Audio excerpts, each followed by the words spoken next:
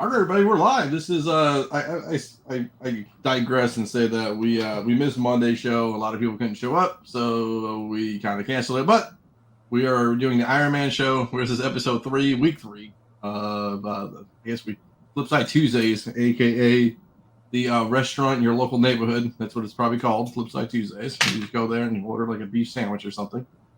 Cheers, man! And we got fucking cheers. I know, cheers. We're the Cheers bar. We're bringing it back. We got let's go this way. We got Mr. Longshort in the building. This is circa like 2019. I feel great about this. People are coming back. I love this stuff. It's like a reunion show. So with all that, let's do the intro and then we'll get into it. Let's go. Hey, look at this, Carter. Look at this. You'll love this.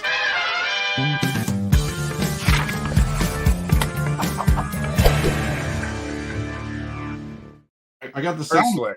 I got the sound. Yeah, well, 2 weeks in a row I hit the thing and the sound wasn't playing, so I got the sound fixed. You did it right. Yeah, I'm trying to. I'm trying to make big things happen here.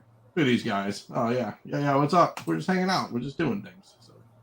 So what we do is just so for people don't know, we kind of truncated this and said this is a common man show.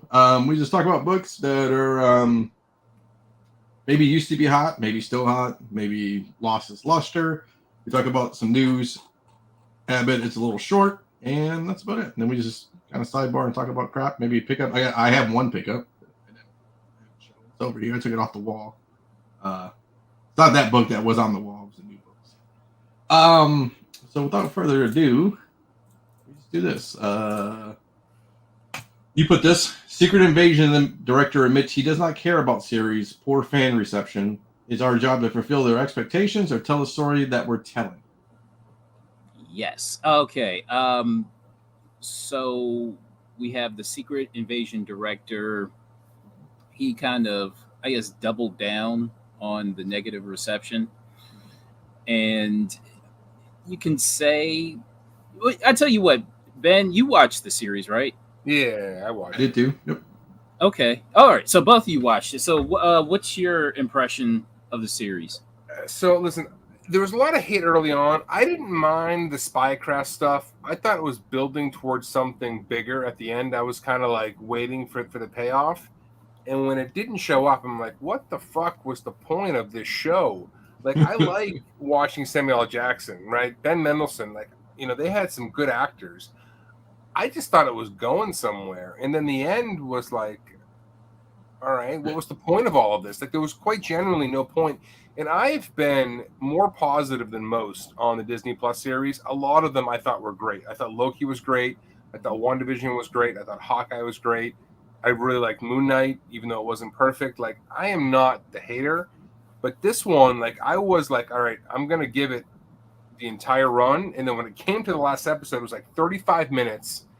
And I'm like, well, what the fuck? Or what was the point of all of this? Like, I didn't feel like I did a damn thing for anything. So, I don't know, man. I don't know if Disney's ego's gotten too big. They don't give a shit about fans. I read a similar thing when She-Hulk came out. I wasn't the big hater on She-Hulk. There were some really good moments. There were some really bad moments. When they came out and they said we did it just to piss off a subset of our fan base, I'm like, what's the point of this? Like, what are you guys hoping to accomplish by intentionally coming out trying to piss people off?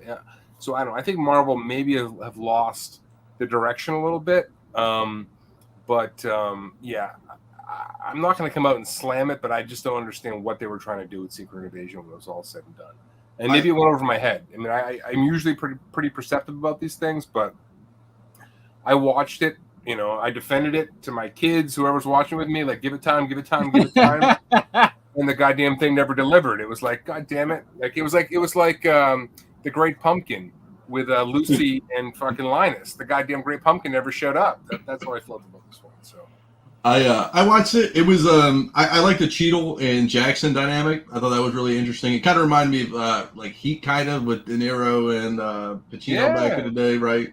But for me, like, same thing. Like, I heard rumblings on the internet that they should have just been called Fury, and they would have made Secret Invasion a movie and, like, done it maybe that way. I don't know if that would have been better or not.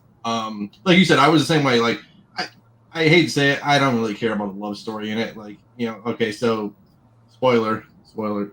But who it's knows? a scroll Nobody's watching this for a romance. Yeah. I mean, like, nobody was watching the show for that. Like, yeah, I mean, you're not the only one. Like, great. I'm glad Fury's got a wife. I think it's great. It's a great subplot. But, like, if that's the whole payoff, come on, man. Give me a break. Like, who's going to tune in for that? And the same thing, like, I watched Miss Marvel for the first couple episodes. It just didn't connect with me. I'm a young kid. I could care less about the whole kid dynamic, and, like, teen drama kind of stuff. And just, I don't know. It's, like you said, it's like it's so hard to like, especially when you have a subset of different styles of Secret Invasion and all these other comics that tie in and stuff like that. It's so hard to grasp everything over 10 episodes. I get that too. I don't want to defend them to the nth degree, but it's like, look at will Loki season 2 live up to Loki season 1? Like, I mean, that's. I'm going heavy on that one. I think there's a lot to work with there. Like that, I thought that trailer was really quite good. I thought the original series was awesome. Like I'm hoping they don't fuck up Loki. Hopefully, they have the right creative department with it.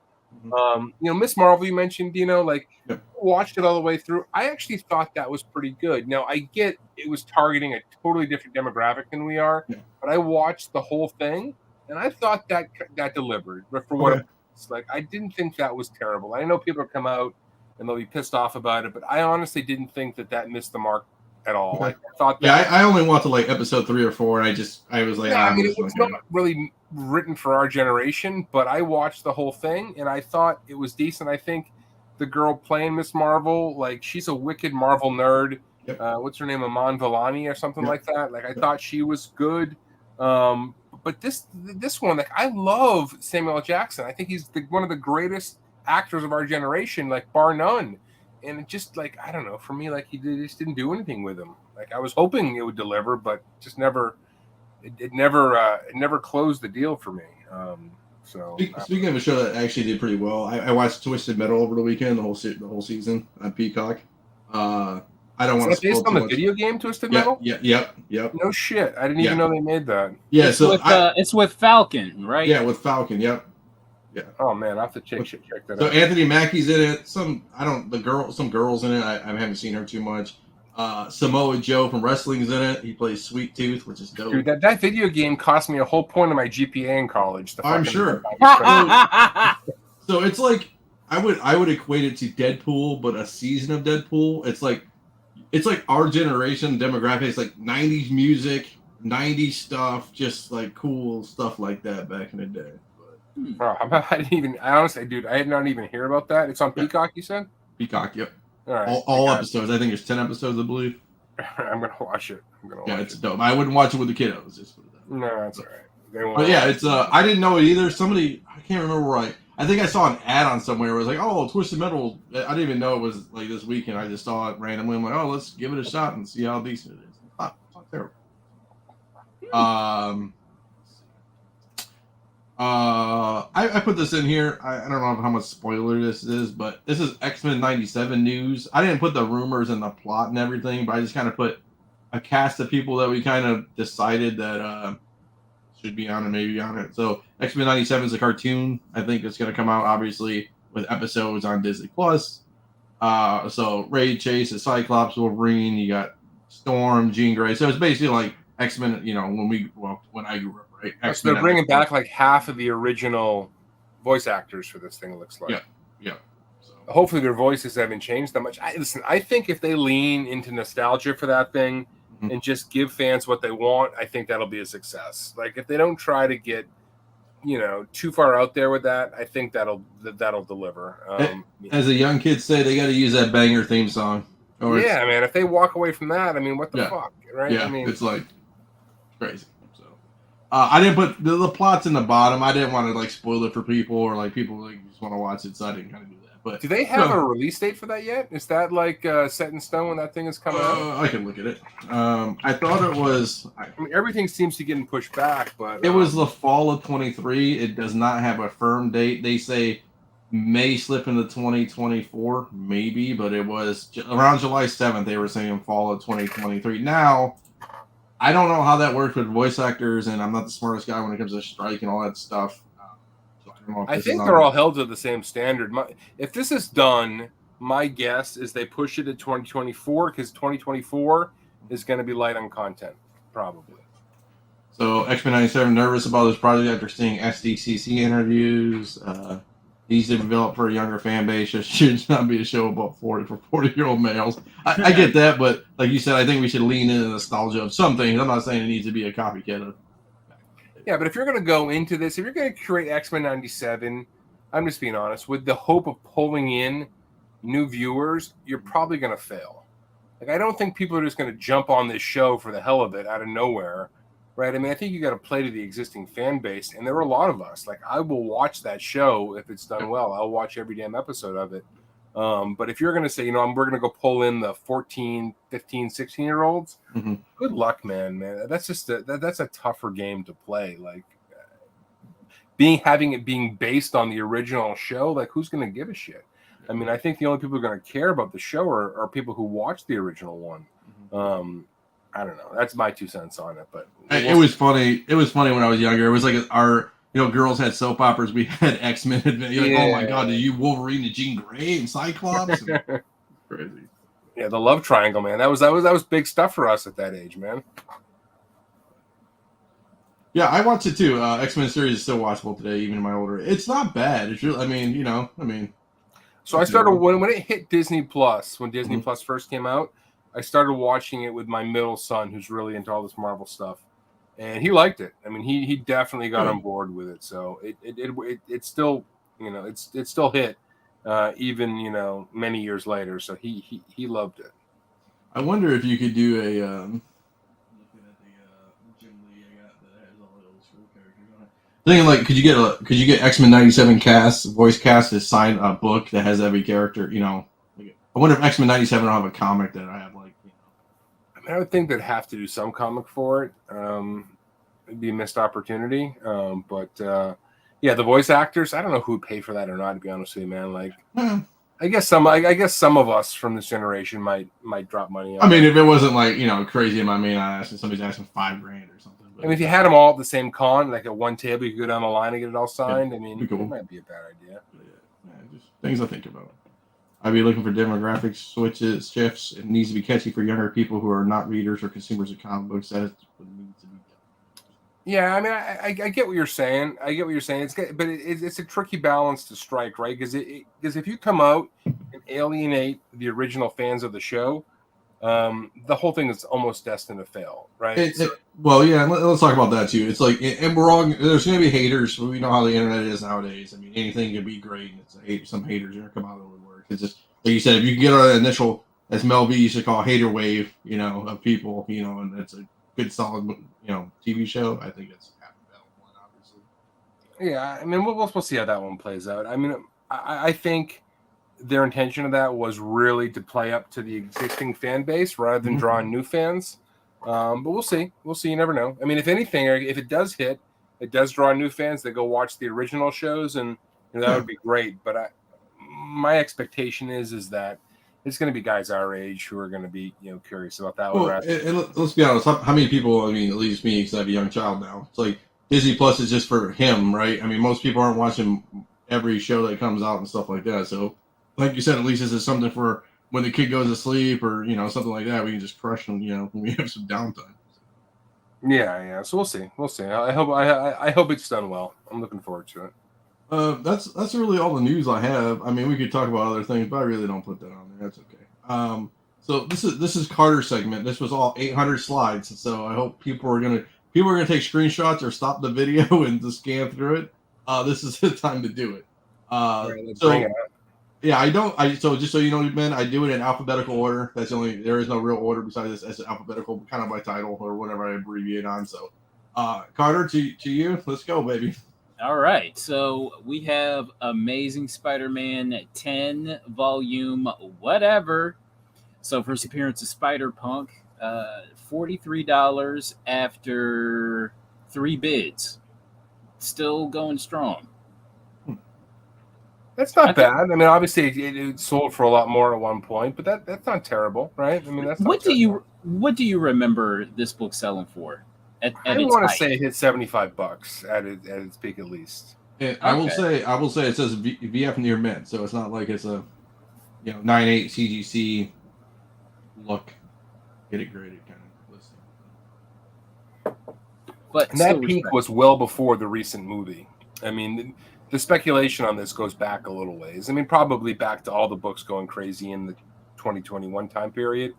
But I want to say it was a $75 raw at that point. Let me take a look. This book, we all remember this book. All new Marvel 198. Still Fucking going A. strong, I think, right? 428. I mean, it's not like it's dropped to $100. I mean, I forget where this one was peaking. The fucking second print was a $2,000 book, $3,000 book at the Yep. peak.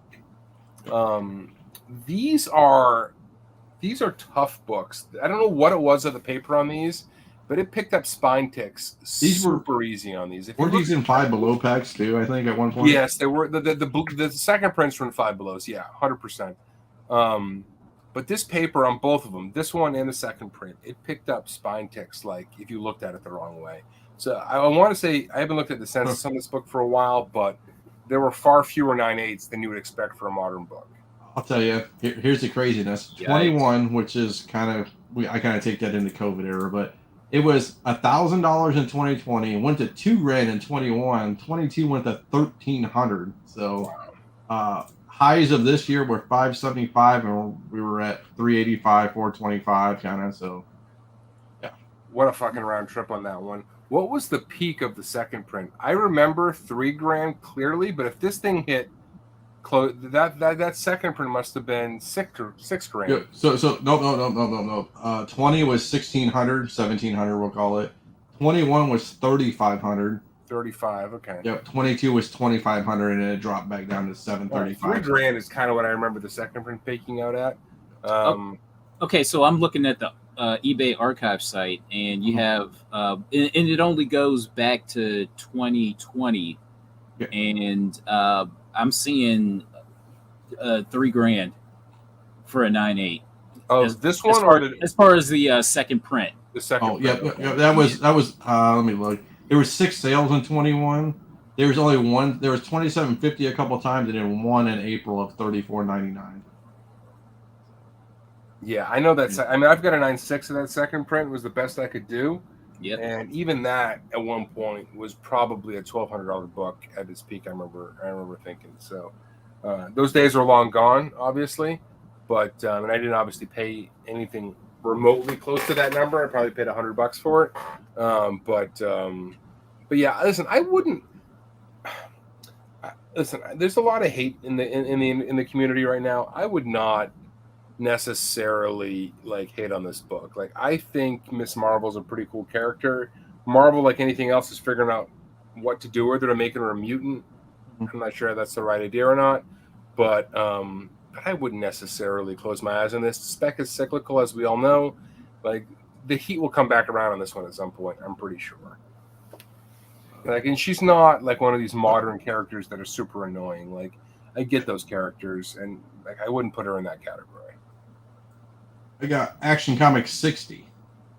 Whew. Old little book. rough. Yeah. Just throw some Golden Age flavor in there. Nothing really to say about it. It's just something with the amount of bids on it. It just seems like something that people really wanted. And Yeah, for me, I don't collect a lot of Golden Age Superman or Action. It just, the market's not there for me. It's like, there's one guy in the room who really wants that book, opposed to Batman or Tech Comics and stuff like that. It's just right. It's like, how many people are going to come up to you at a con like, yo, man, you got Action Comics 60? Like 2 old dudes at Heroes Con. That's about it, Maybe. That guy with the paper. Yeah, that old guy with the paper is like checking off issues. Yeah, I always, what I tell when people come to my booth back in the day, I tell, hey, can I see your list, man? And people are like, oh yeah. I'm like, yo, let's see it. And then I can just tell right away. It's like Timely in Golden Age comics. I'm like, that's not me, bro. Here you go. Right. I've been wanting this book for a long time, just because it's a classic cover. It's purple. It's hard to find in high grade. Obviously, this looks really high grade. I can just tell. Yeah, I'm just saying this man. I can't tell, but that looks really high grade. Yeah. So actually, Comics 242, obviously the first Brainiac, and the purple cover, it just gets dinged up on the spines. It gets smashed. And that's a very solid copy. Yeah, for $4,000. I mean, that's I don't even want to guess because I don't see the other photos. But if I just take a look at that right now, I mean, it's probably like it doesn't even have that many spine ticks. It doesn't even look like it looks like a 9. I mean, that's how crazy it looks. But even though it says F the VF range, I mean, it looks really, really good. You think somebody might have gotten a nice deal on that? It's been all over the place. So if he says, so what is he gonna call it? A 7? Is that what you're really calling it, roughly? Yeah.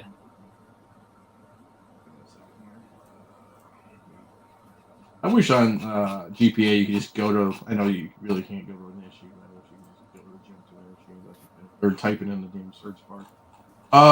A 7. Wow. Yeah, he got a hell of a deal if it comes out to be a 7. I mean, hell, guys, even if he came out to a 6, he would be making money. A last 6 sold for February for $9,346. Holy shit! Yeah, If said it last- is February 2022 or 23? 23. Wow.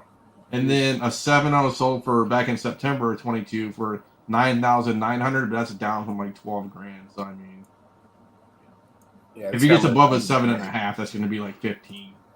I mean, again, that's, and I get nervous, and we always talk about this with just any kind of high value books. Like this is huge on restoration, restoration, color touch, all that shit that you can't see, So.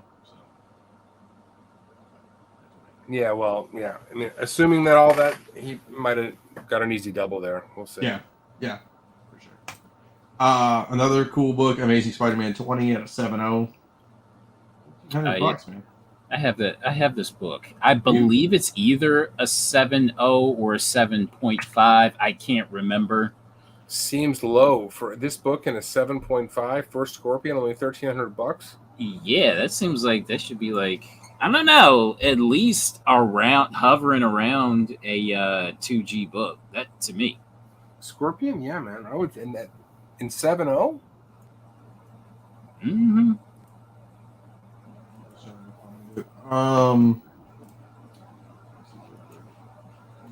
20, right? Number 20. Yeah.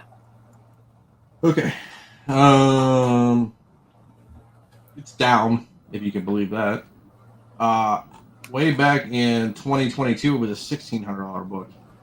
We're gonna lose our minds. Some sold for this year. Some sold for $1,885 way back in the day. Jesus, in March, and then it just dropped like a rock and hovered around $900,000. Wow. I mean, Last like 6 sales. So this guy I wouldn't say he overpaid, but it 2 days ago they said one sold for $950. So. Yeesh. Jesus. Ouch. Yeah, it's a one bidder. Yeah, we know. I mean, somebody maybe really wanted it, I guess. Bat 29. Early Batman. Yep. Why not? 6.0 for $1,000. I mean, I'd take it if I had an extra $1,000 laying around. I mean, Yeah, I mean that seems cheap, man. I mean, and who doesn't want a bike like that? yeah, no, right? And the thing too is that a lot of Batman, it's like Captain America. Bucky kind of hurts the cover on some covers. I know Carter loves Bucky, but Robin hurts the covers on some Batman covers too. Yeah, he's got to be helping this one though, man. Riding that bike like that, I don't know. Yeah, well, trying to be a show off, that motherfucker with no handle. Seriously, man. Look, he's just spinning that wheel. Jesus.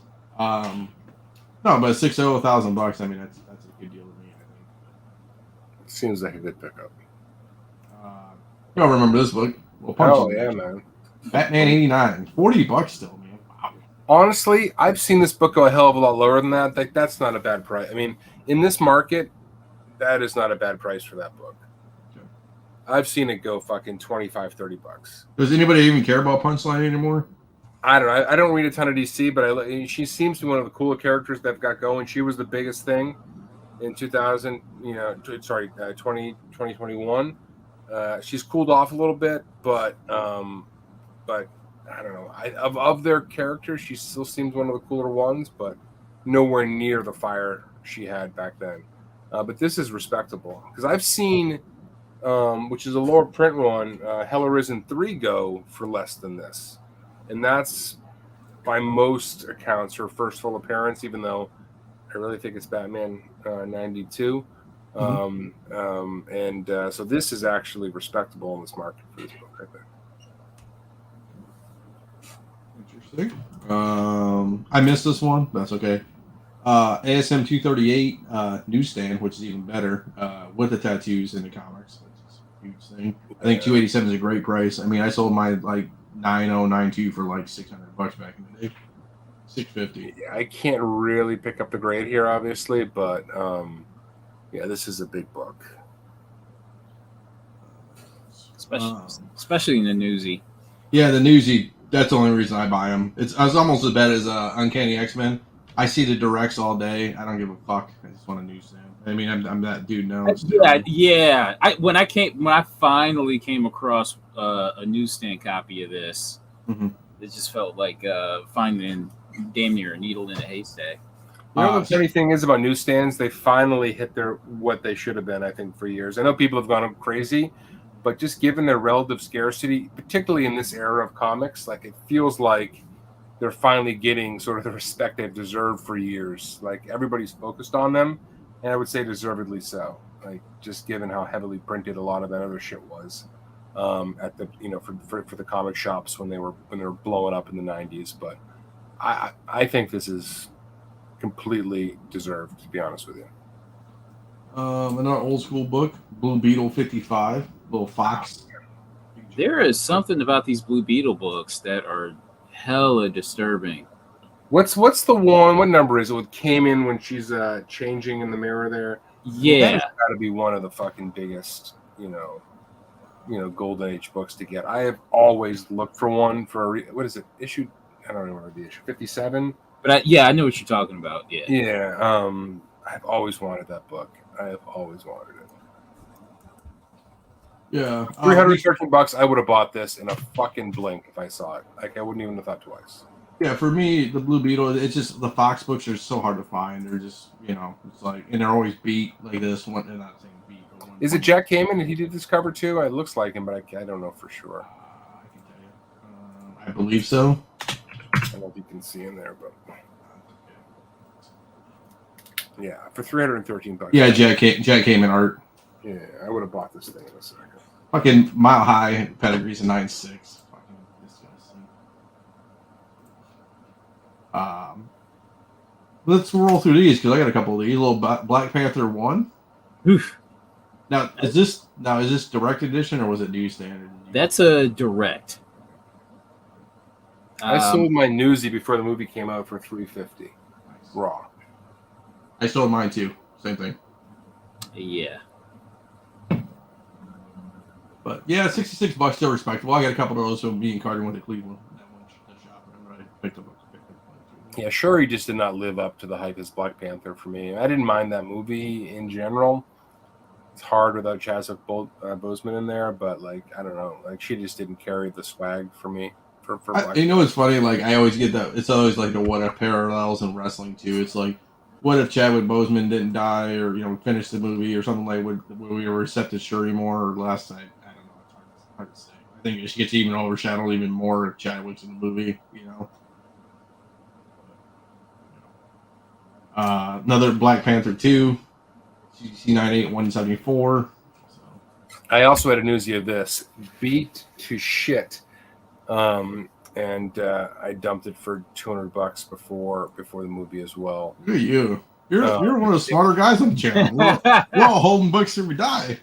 I still got my. The irony is I don't sell much of anything, but for whatever reason, I sold a couple I had about Black Panther. Like I'm sitting on books up to my fucking ears. I don't really sell much, but I dumped this one and that one, both at good times.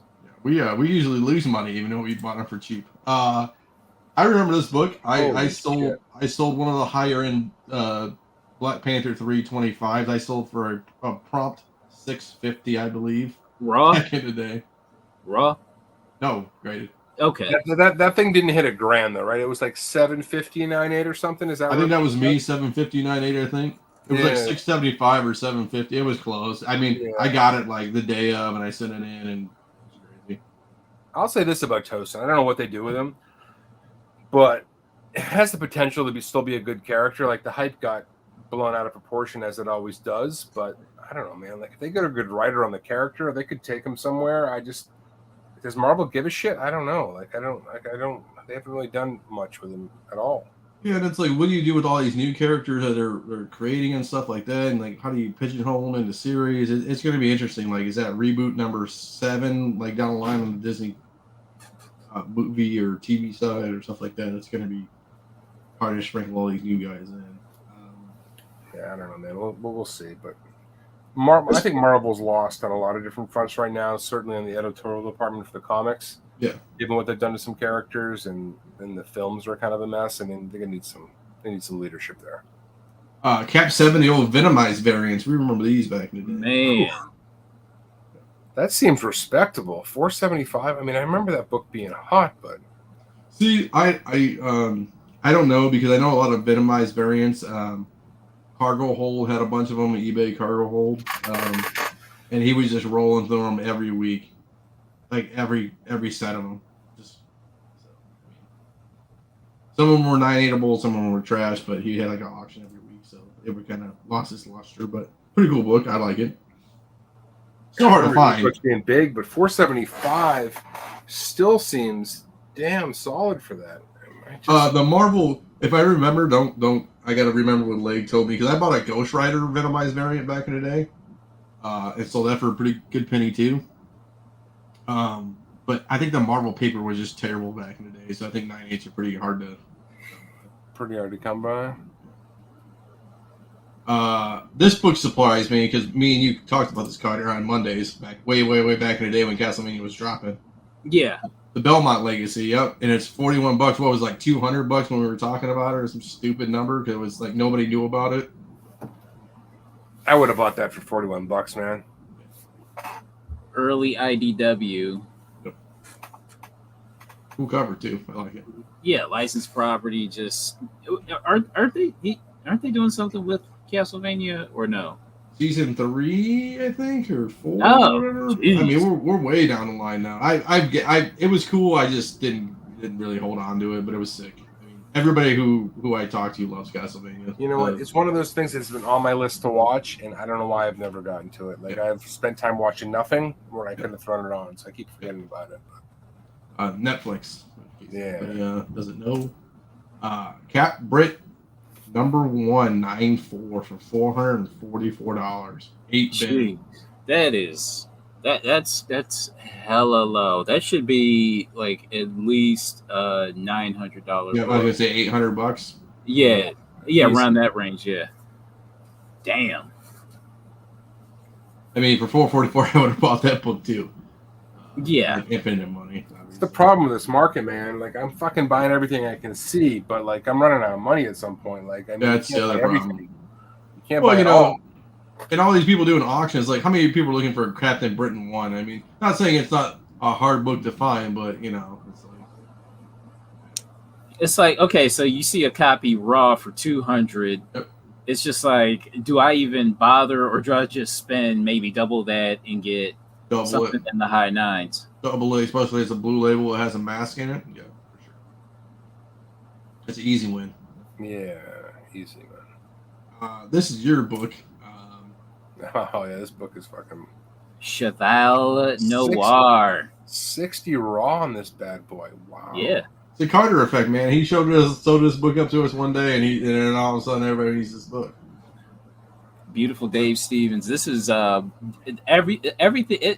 This thing has everything going for it. Great subject, great colors, hot artist. I mean, still relevant, even though he died. You know, he's getting more relevant. Have you watched his documentary on Prime? No. It is fucking amazing. He was a fucking maniac, and almost all of his paintings was of his girlfriend. And she was a fucking banger. But like, she posed for almost all of his paintings. I was just watching it honestly this morning. Somebody told me about it. And it's amazing. Like, and this guy was involved in Raiders of the Lost Ark. Like, he was involved in major motion pictures. Like, he was also like the slowest artist in history, because he was such a perfectionist.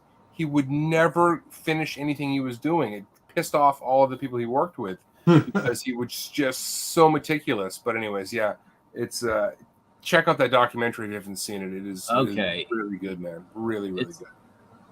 It's on and popping now. Oh boy, we lost Carter. Cry for Dawn #1. Oh, nice.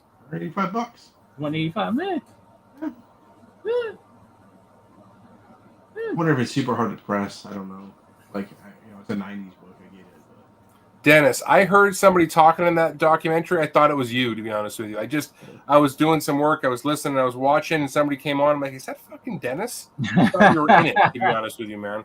Nice. Daredevil 111. Asha, man, I love this book. I love this book. Asha was hot there for a minute, man. He should be more. I mean, he's really good, man. I have this book in a 9.6, and the guy who submitted it never pressed it. Ooh. So I don't know. Crack it open, man.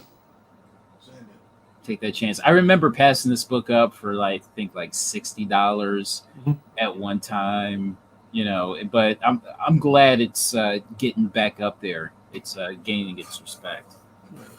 This is a modern classic to me. Yeah, I agree. I got this book too. Deadpool 7, First Lady Deadpool. Yeah. What's up with this? 110. There's speculation that she's going to be in the movie, right? So these books are going crazy. 110 raw on this, man, this isn't the newsstand. There is a newsstand of this, but this doesn't look like it. These books, and there's obviously a second and third prints. I think Liefeld did them both. But yeah, this thing's come to life. I've always loved this coverage from Trainspotting, the homage. I thought this. I've got a couple of them. I love this book. You know what's funny is I can look at it now. I can't believe that'd be interesting. Do you think Gwenpool's gonna make an appearance? You know what, man? I love that character, but the Marvel's fucked up her so fucking bad. You can't even talk about the character anymore. Oh boy, it pisses me off so much. My guess is maybe. I hope they just leave her the fuck alone and let her die at this point. But I don't know. We'll see, man. Fucking Jeremy Whitley. If you're watching the show, fuck you. Just fucked her up so bad. Oh boy. I don't know, man. My guess is they might give it a nod. You know what I never realized? My kids are playing the Lego Marvel games, right? So, and the first one was kind of based around Deadpool, and I never realized the second one is based around Gwenpool. She's kind of like the central character. I had no idea. My oldest son was he's up all night playing, and he's like, "Hey, Dad, Gwenpool's the big character in this one?" And so I had no idea that was the case. It was one of the most brilliantly designed characters of all time. And they give it to a hack like Jeremy Whitley to absolutely fucking destroy. And it's terrible, but I don't know. If they put her in there, hopefully it's a nod to the original character, not what that fucking asshole did to the character. So, sorry, I don't get so pissed off, but he... Oh, that's okay, man. Hey, you got passion. That's what I like to see. The fucking guy. Fuck you if you're watching. I got one of these. Right there. You do? Yeah, it's a little Huh? Oh, wow. Sweet. I ain't fucking around, man. I bought this way off. I bought this. Okay, so we have Divinity #1, the La Raza variant. This was, I swear, the hottest variant of... God damn, I could never get this book, man. Yeah, around 20... Yeah, I bought this way back in the day. 2014. Yeah, I could never get this book. Yeah, I did have a raw copy of this. I actually sold it for as much as that 9.8, but if I had seen that 9.8, I probably would have bought that for that price. So, I got mine for a stupid amount of money because I bought mine for when nobody cared about this book. That's what I do. I buy stupid shit that nobody buys. Yeah, it's CBCS, but who cares? Dude, buying stupid shit nobody buys, that's the entire fun of this fucking game. Yeah, I got, you can see it better. Well, I got the old Bruce Lee 9.8. That's a Jim Lee X-Men. That's Star Wars, the GameStop variant with the villains on it. Yeah. Eddie Granoff signed Spawn with Tom McFarlane, 9/8 signed. I bought that for like $20. It's like a John. It's two Matthew of all fucking people. I don't even know who that is, but John Berthelon signed that one, and I got like yeah. It's my little wall of mystery. Right on. Cool stuff.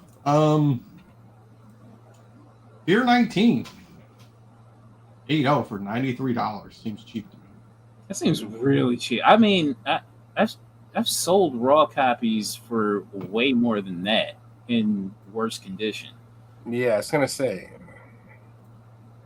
I remember those two. IDW Popeyes. Yep. I think there's too much stuff hitting the market right now and not enough eyes on it. Period. I mean, that's just. Oh, I know. Well, people went back to work. You know, it's not COVID era, or people are sitting at home or have free money. We won't go through about that, but it's like, you know, it's like you said, there's so many books out there. Not everybody has enough money to, you know, cover. You know what I'm saying? Nobody can buy them all, man. Little Ghost Rider 5, little Frazetta cover. Oh, Jesus, 284. Yeah, it's missing the centerfold, but still, it's a dope cover. I mean, it's our boy Blizzard too, but it's Blizzard. You know, here's the thing with like missing centerfolds in these, you know, green label books. I think they're undervalued, in my opinion. Like, if you're buying it for like the classic artwork, but the market has not come to that opinion at this point. I mean, they get punished heavily, but like, I don't know, man. Like, I would be tempted at 284 to buy this and not think twice. I mean, this is easily one of the most underrated Golden Age covers. Yeah, it's brilliant. This one, little Ghost Rider 33. Yeah, I figured I'd throw that on here too. It's still getting $30. That book, that's respectable for Yeah. a book that nobody gave a shit about. You know, until Shout out to Shane Lodi. I know Shane Lodi. like a year ago, maybe people didn't give a shit about this book. That's respectable. Yeah, whenever I'm at a shop, this book is always like in the $25, $30 range. I mean, it's always gone. Like, you know, for years it had been missing from the back issues. Like, this was never there when I went looking through this run. So yeah, that's respectable. This book, little bunny issue. Yeah, Yo one. That's okay. So GI Joe Special Missions #1, Jim Rugg, retail incentive variant in the 9/8 graded CGC 9/8. Selling for $191.48 after 9 bids. This thing is low. I would not let mine go for a price like that. I mean, I'm talking on the other show. It's a fucking ghost, man. I mean, that's a 9/8. That's a steal. Yeah, it's criminally low. I know I have a couple copies, and there's no way I'd sell them for even that much raw. I thought this was $1,000 book back in the day. Yeah, so here's the thing. I mean, listen, this was one of my favorite series when I was a kid. Like, I was obsessed with this series, like fucking obsessed, like you would not believe. I loved all the Valiant stuff, and this was like the cherry on top of all of it for me. I went and looked on the census. I was shocked at how many there were, because at the time when I was collecting, this was a rare book. You couldn't get this book. It was rare. Blah, blah, blah, blah, blah. I mean, there are a lot of blue labels of this book on the census, like several thousand. And you know what? Just in the last couple of years, it was high of 1,500, 1,400 back in the day. Yeah, I definitely remember that. Do you remember the pink number 0? Yeah, that was the mail away, right? So, and I have to wonder to myself, is that the play if you want to play this book? Like, how many people went through and did all the coupon stuff? Because given that there's so many of the blue labels there, it seems to me that like a lot of people didn't actually end up going through and mailing them in. So the pink variant, just so you know, I clicked on it real quickly. The pink variant is only $200. Yeah. And how many? What's the census count? Do you have it up in front? I can look. Yeah, I can do it. Give me 1 second.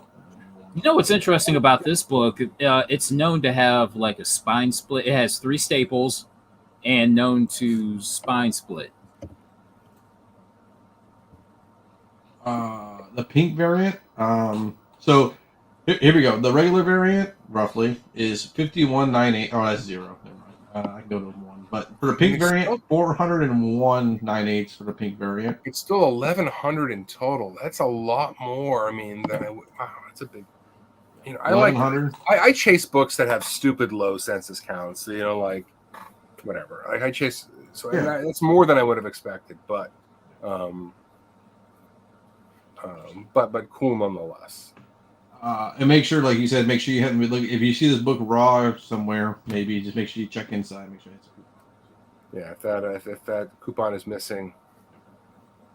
This hurts my soul. This next one, E-Man Skeletor variant. I bought this for $2 back in Baltimore, like 5 years ago in a bin somewhere. I sold it very quickly for a shit ton of money. It wasn't a 9/8 though, or I would have kept it. But yeah, $270, man. That's wow. Like I would have bought that for $270. Again, I don't know what the condition is, but that's just one of my all-time favorite covers. Same with that's a tough book. Yeah. It's just interesting. Yeah, that book was insane. It was like big numbers, you know.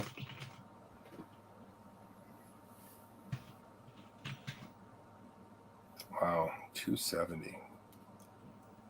If I had never-ending amounts of money, I'd just be buying everything I see these days. I'm playing the Powerball today, boys. $1 billion. You gotta get a ticket to be on a dance floor, right? That's how I look at it. You're gonna turn the entire market around, Dina, when you win that. To my stupid books I collect, yeah. You know what's funny? I told my wife, I go, if I hit the lottery, I just laugh about it at the end of the day. Just laugh. I'd be like, what do you buy? You just buy everything? Who cares? It's like whatever. So dumb. Have $20 million in fucking comics, like an idiot. Could be a little check-in with like Incredible Hulk 181. Fine, very fine. 4,650. So still strong. The blue mat guy. Yes. I mean, that's still probably got to be down though for that grade. 30% from its highs, easy. That book went nuts. Probably 40%. I figured it would kind of level back off because we saw all the photos with with you. Right? Yeah, I mean it's always going to be super relevant. I mean, let's be honest, but I mean it went bananas. Showing up, back at it.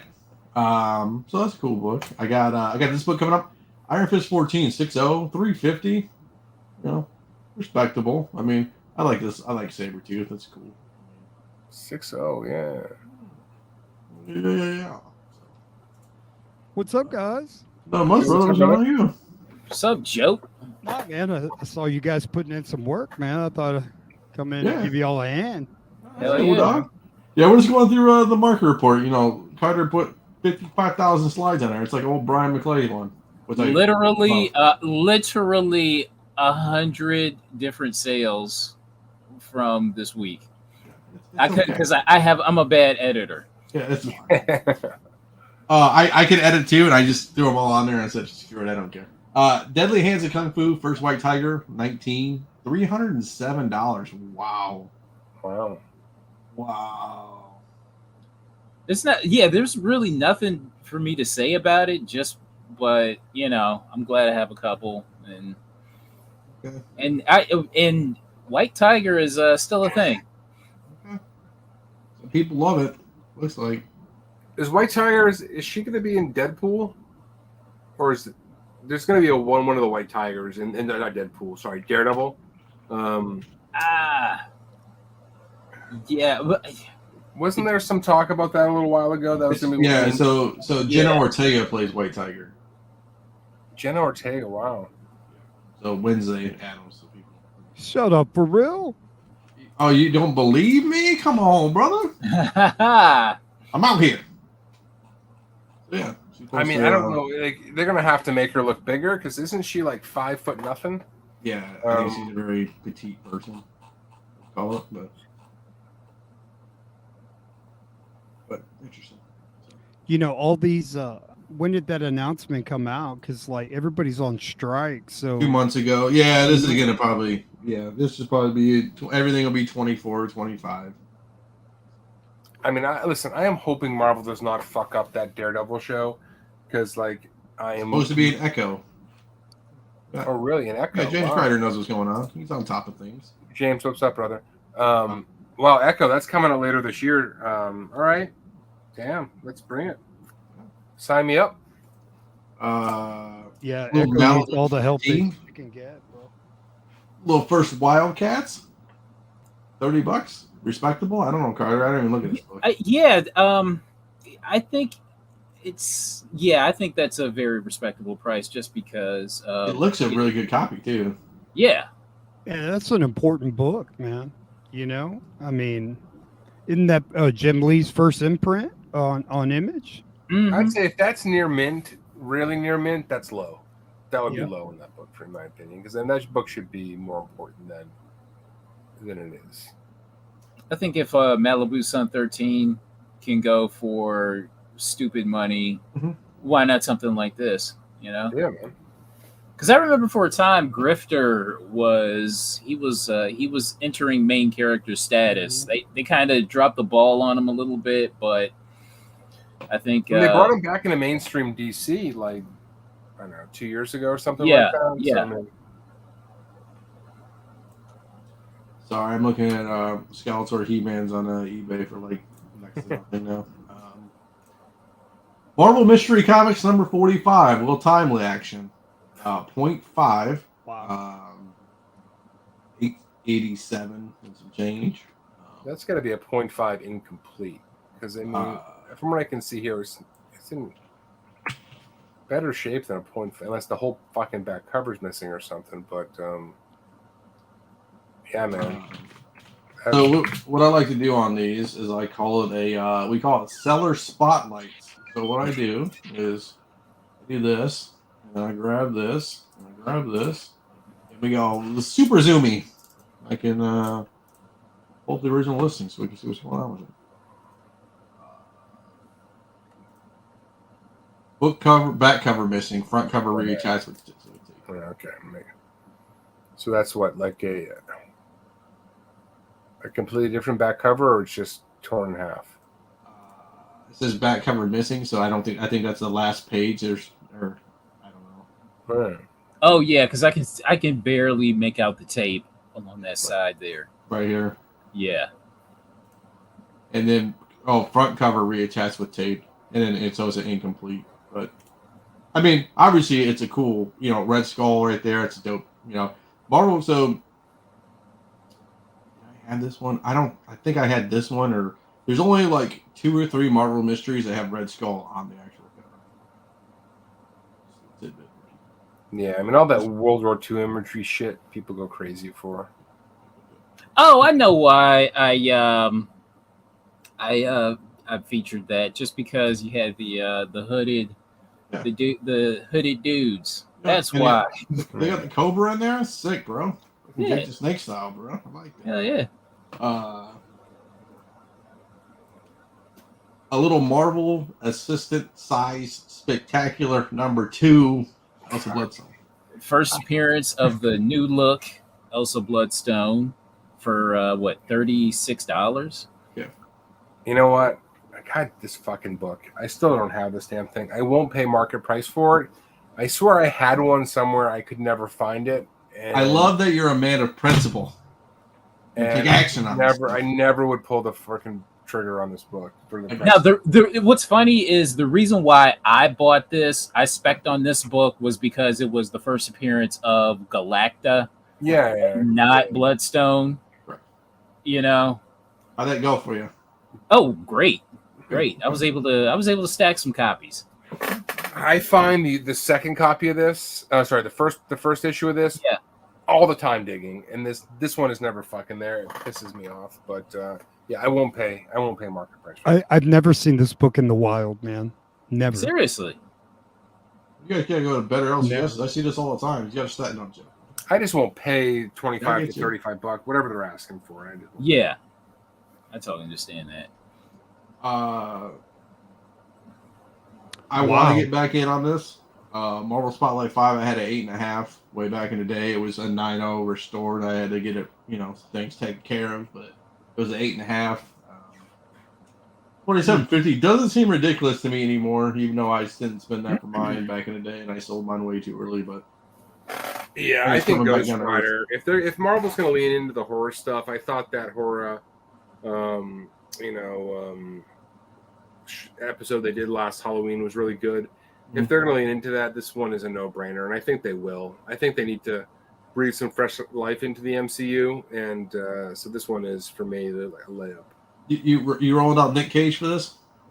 No, I think you stay far away from that as you can, and cast someone new. But Okay. I mean, do you want to see Ghost Rider in a car, or do you want to see him on a bike? I mean, I think you can pull the whole Ghost Rider family into it eventually, but I don't know. I think you kind of have to deal with Johnny Blaze, the original, and then go from there. Even though like the Ghost Rider I grew up reading was Danny Ketch, like that was the Ghost Rider that pulled me in when I was a kid. Like that's like what I like. I think from a historical perspective, if you're going to do the character right, I think you have to tell the whole story and pull and start with Blaze and bring them all in. You know, I think unfortunately Danny Ketch will get lost in the shuffle. Probably. Robbie Reyes in the car is a cool character. So a little Nebula action. Nebula 1 in 50 variant for $20. I would have bought it. The hottest book of what, last year or 2 years ago? I mean, the cover A's were going for $25, weren't they, or something like that? Yeah. Yeah. I mean, like Ye pulled out like 5 or 6 of them in Baltimore at $1 back issue. Oh my gosh. Yeah, dude. And then the guy in charge of the thing was Mad Dog and me after Ye already scrammed and he thought I was a part of the team. You know? Hey, it's okay. They're on to us. Yeah, a lot of people are on to us. Out of This World, a Bruce Tim Bonnage cover, which is really, really cool. I found this book for $15 in an LCS 2 weeks. I posted it on Instagram. Like, there you go, $129, man. I've got a 9.4. I love this. Like, I love Bruce Timm. I love this book. But yeah, I found it raw. It's not minty, but it's in decent shape. But yeah, for $15 Yeah, $15. Little Peacemaker action. Still rolling strong. Yeah, man. I could have swore like after the show had kind of come and gone, this book would maybe drop down to what, 100. It's that Mortal Kombat announcement, man. You know, don't be surprised. That's a thing, man. You know, like that's a thing that can also drive up. I mean, if TV and movies aren't going to drive it, the medium of video games is also in play. I mean, dude, when Miles first went fucking bananas, it was because of the video game. So don't forget that. And then John Cena's in the newest movie. I didn't watch all of it yet. Jackie Chan on Netflix. Him and Jackie Chan are doing a movie right now on Netflix. Just streamed today, I think. Oh, no shit. Okay. Jackie Chan, John Cena, and some other people. It's like half Chinese, I think, and half English. So it's like subtitled and not sometimes. It's so James Gunn's gonna like have this Peacemaker world with Plastic Man and Booster Gold, right? And they're gonna keep that kind of thing going there. Supposedly. Supposedly. I mean, you gotta admit, Peacemaker season 1 was great. I'm sure season 2 is gonna be insane. So. Yeah, it was awesome, dude. Yeah, see, look, John Cena's in Barbie. He's everywhere. Wow. He's gonna be at SummerSlam. That's what he told me. What? I don't know. Hey, I got it, Ben. I got it in today. Oh boy, man. look at this guy. Nice, man. Talk about a ghost.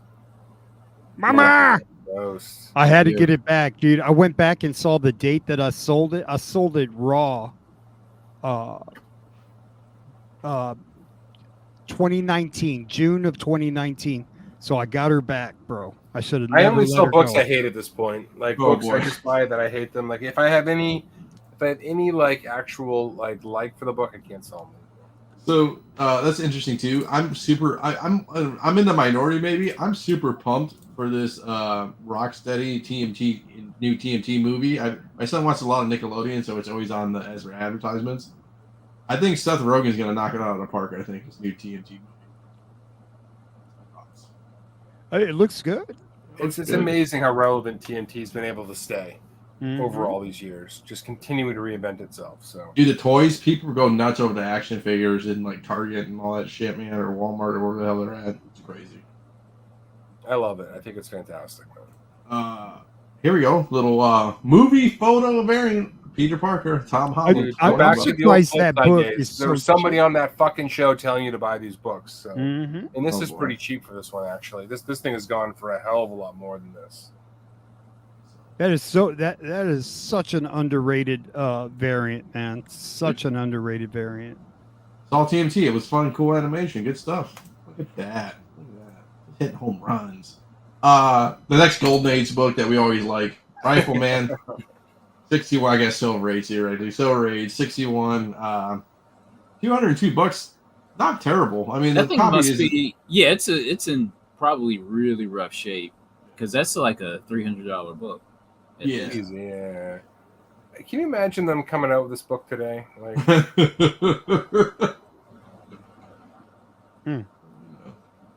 Yeah, you'd have every political group. yeah. Well, it goes with all the pre-code horror books, right? I mean, people lose their minds when that shit came out today. I don't know about this one, Carter. Explain this one to me. I know it's the call. I don't. Well, just because Apple, this I is guess you wanna call the it sold for. I think it sold for about $79. So Roku #2, Jeff DeCall cover, and I didn't know Ben was going to be on the show. So cover B, man, like this, the Valiant was not printing a lot of books when this thing came out, and nobody was reaching for DeCall at this point, so nobody was over ordering these cover Bs. So this is a tougher book to get hands on. So I met the young man, I guess I would call him young man, at Motor City Comic Con. I talked to him about Ben. He's like, "Oh yeah, I know him. He's cool." And then he totally told me to fuck off. He was just very busy. I think he was doing a sketch or something. I didn't want to bother him. I was like, "Hey, nice to meet you. We talk about you on the show all the time." Yeah, he's a good dude. He takes his work very seriously. But yeah, I've liked this book for a while just because it was before people were really taking notice, and it's a cover B. You got a 9.8 of this? I've got a couple. I don't grade a ton of books like for myself. If I'm going to sell it, I do. So I've got 3, I think, and probably 2 are definite 90 candidates on this one. That's like my Robert Hack collection, and nobody gives a fuck about Robert Hack. Hack is awesome, man. Yeah, I know. And he started, when I stopped, he started doing a shit ton more covers, and I just never got back to it. I always see him, I pick him up, I'm like, oh, I need this one or I need that. DeCall's pace is almost Steven's pace. I mean, not quite that slow, but like he is not putting stuff out at the same rate as the rest of these guys. Like he's just doing his own thing. He'll put out covers when he feels like it. And Hack doesn't come out like, at least he went to Motor City. Hack doesn't leave like Pennsylvania. He goes to like one con down the street from somebody. Samson. I'm not sure why I put this on. Oh yeah, just because it's a Golden Age 5.0 for around 800. Yeah, I don't know. And I didn't even know this thing even existed. Really, I didn't either, and I don't know what it's almost like that other book we talked about, that Bat 60 or whatever for 6. Yeah. It's like how many who's gonna come into your booth like, yo man, you got a Samson 1? Like, you know, it's like who's gonna pay $800 even if it is old people? And I know, old yeah, people. a 5.0. Yeah. Like, who's gonna pay that? I mean, listen, there's enough people willing to bid on this book that bid it up to $800, right? I don't know where it started, but the market, the market for auctions is pretty bad, but that's, I don't know. There's definitely people out there keeping an eye on these things, so I don't know. It's funny. We can look at it. I wonder how many's on the census.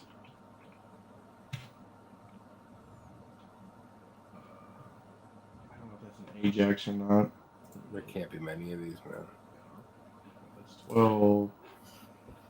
And George Tuska, that is the artist for Luke Cage, right? Oh boy, I believe so. Looks like there's 29 on the census. What I'm saying, Yeah, 29. Yeah. 9.4. Wow. 194, 185, Yeah. and then they drop from there. Wow. Interesting. I just like seeing silver and bronze age artists seeing their like really, really early work from the golden age. Well, that 9.4's got to be a pedigree, right? I'm sure it's a mile high. Yeah. I'm sure. Secret Warriors #1, Rodriguez, 1 in 50, $45. God, this book was hot a while ago. Damn. Oh, yeah. Do you remember what it was going for? Raw. I mean, I don't know. It all blurring. It's got to be close to a $300 book. Yeah, because I remember this was, this thing was always missing, and eBay was. I just remember it was prices that I didn't want to pay. There's a Nakayama for this too? I think the 1 in 25. Yes. Which is probably the better cover of the two, to be honest. But the 1 in 50 was obviously catching a nice price. So. Yep. I was gonna say too. We talked about this last week. I know Ben wasn't on. We talked about like Iron Fist 14 second print Del Otto. That book was like fire at one point. And it's like a $2 book. That green cover. The green cover with that the book footnote. was so fucking hot. Holy yeah. And it's still a badass looking book. I mean, no two ways about it. Yeah, I think it sold for like what, a couple dollars? Yeah, a couple dollars. Are you serious? After bids. Holy shit. Is this the David Nakayama version? I thought it was like the JTC style. Yep, right? that's it. Yeah. So everybody can see it. So this is only $200. I mean, not saying it's.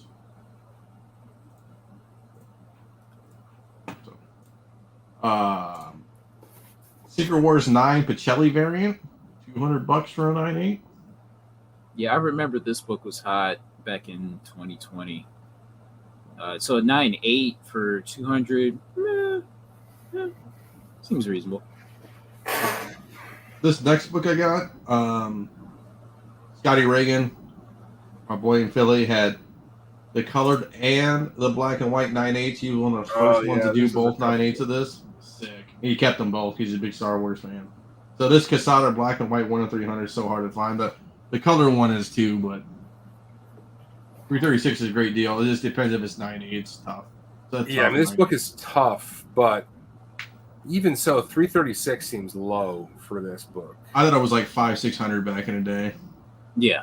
I mean, that's. Yeah, this was a like insane amount raw. Yeah. We got our one of our mutual friends at the show gave him his one. He had him in a box somewhere stashed away. We won't say who, but so it was nice to see that. Spider-Man Adventures 10, first animated Venom, $40. Wow. I don't know. You find those in dollar bins? I don't know. Not anymore. Not anymore, man. You used to be able to, but I haven't seen one in a while. Okay. Interesting. I haven't seen this book in a while. I know this was a hotness back when I joined in like 2011 and G Plus era. Was there newsstands of that? I definitely never see newsstands. Ooh, man. Because I would think there would have to be, though. Absolutely. That Spider-Man Adventures was like a kid's book they were putting out on, right? So I don't know. I would say that there might be. I know they exist, but I just never. I've never obviously. Yeah. Oh boy!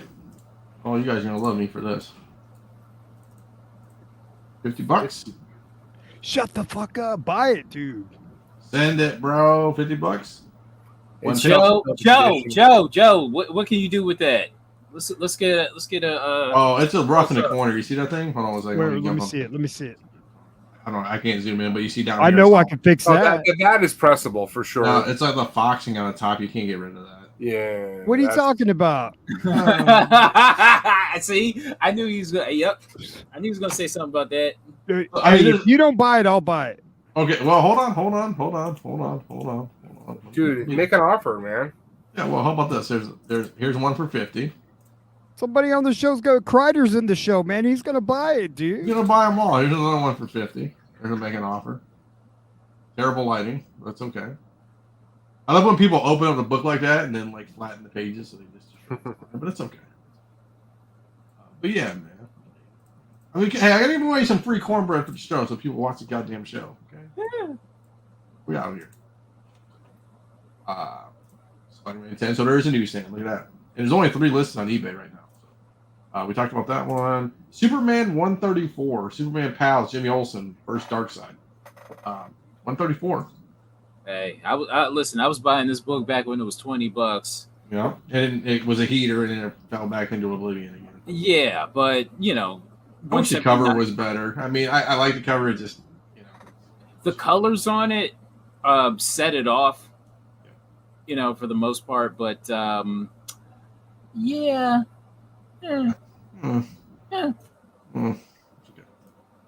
Superman 204, a little Jim Lee RRP sketch variant. This was hot. I remember this book. I loved this book back in the day. 125 for this. Wow. Get Jim Lee to put a little red on that, right in the middle, right there. Have him sign that thing.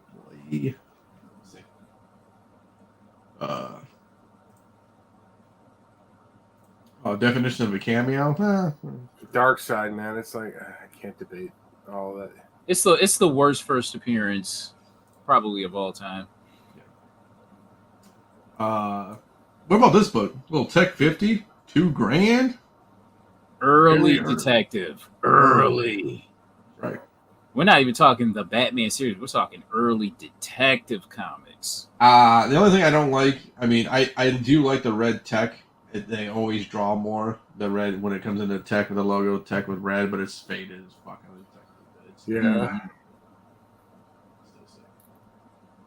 I don't know. That seems reasonable just because we're like, 10 issues into Robin? Yep. So. This book I bought for like $5 way back in the day on a massive collection I bought. A little Tech 359. I sold it to a girl who was cosplaying as Barbara Gordon, who was actually a paraplegic. And I just gave it away for like $50. Because I'm that dude. I'm a nice guy. Karma, man. It comes back. She's like, I collect this cover, obviously, for the reason. And she's like, I got like 30 of them. She goes, and it was it was worse than this. And I go, you can $50. She goes, oh, are you serious? That's all I have. I'm like, sure. I mean, why would you take the picture with the corner folded up like that? You just like have it lying around, like you're not going to just flatten out a little bit. Full transparency, right? How many issues of Tech Comics was in Batman before Batman 1? Ooh.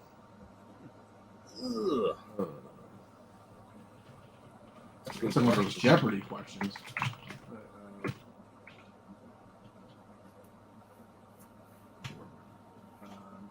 Do a little 26. Oh, 26, 27. They don't really say. That's okay. We'll get back. I'll circle back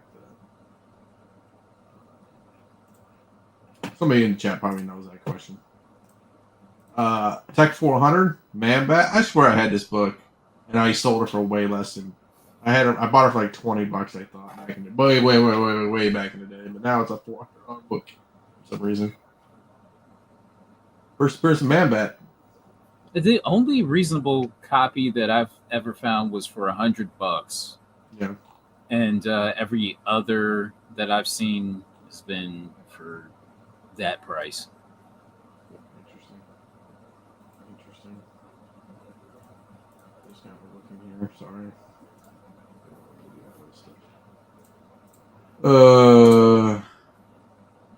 They wiped out damn dates on it. Maybe somebody responded. Oh, look at this guy. Because you have 198 feedback of household goods and don't give a flying hockey puck. Nice. That folded bit cover. Nice. This dude. Nice. Thor 6. We all remember this book. Oh, hotness action. I was talking about this one on IG. This fucking blew me away. Like, $24. I would have been buying it there. I mean, Gore is a cool villain.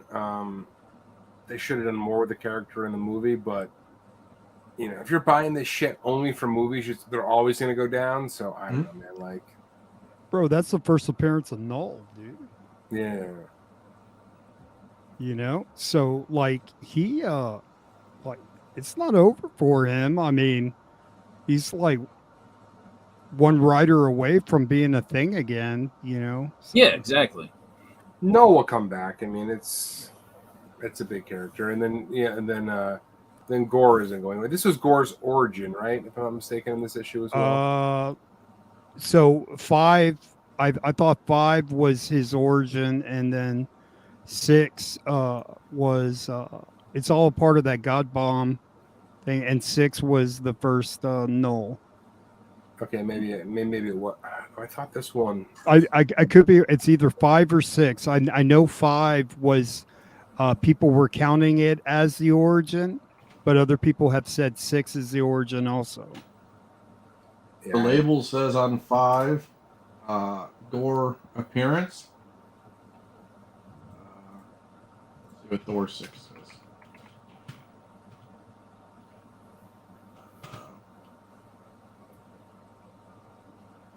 Back in the days when you were finding this in the back issue bins, you were dancing a bit of a jig. Yeah, you got pretty happy on this one. I had more than a few of these back in the day. I don't think I've got any left. Thor 6 is nothing, so Nothing. it's just cameo. Gore origin, some people put it on there. I don't know. What do they know? Thrawn 1, little Matina variant, $900 for a 9. Oh, Jesus! Boy, let's go, man! Like, what 2020? I sold mine for $3,400. My 9.8. Yep. And honestly, I still miss it. Damn, yeah. Back to back Thorons here. Little Thrawn for Casper Winogard variant, fucking $250. Only 1 of 23 on the census. Yeah, this is a variant I'd never see. I would pass it up. I don't even go through Star Wars anymore. Yeah, I know. I wasn't gonna put this one on. Tim Holt 21. That's your boys. That's me. That's one of my favorite characters, Golden Age Ghost Rider. That's actually my book, brother. That's my eBay listing. No, it's not. You want to see me, bro? Come out here. It's a small world. That's right. 158 feedback. How'd you get that? I bought that. I bought it raw at my comic shop back in the day. Oh wow. Okay. I think. I just saw like Frank Frazetta Ghost Rider, and I'm like, yo, man, whatever. It was only low grade 1.8, whatever. I had it up for a long time. A lot of offers, a lot of low ballers. I still got books up there. They're mostly Golden Age, some bullshit like Divinity that we showed. I don't know why you want me to show this, but I put. I had the whole listing, oh, okay. A picture of the whole listing in there. Yeah, we'll spotlight retailer variant. We'll skip that one. It was a bigger picture. I'm sorry, I fucked that up. Ultimate Fallout number 2, number 4, Jerkovich cover. I can't talk about these books. Okay, we're gonna skip this one. How about this one? Can we talk about that one? You have 4 newsstands. It's got to be a newsie for Ultimate Fallout 4 newsstand CGC 8.5. That's probably low. That is super low, man.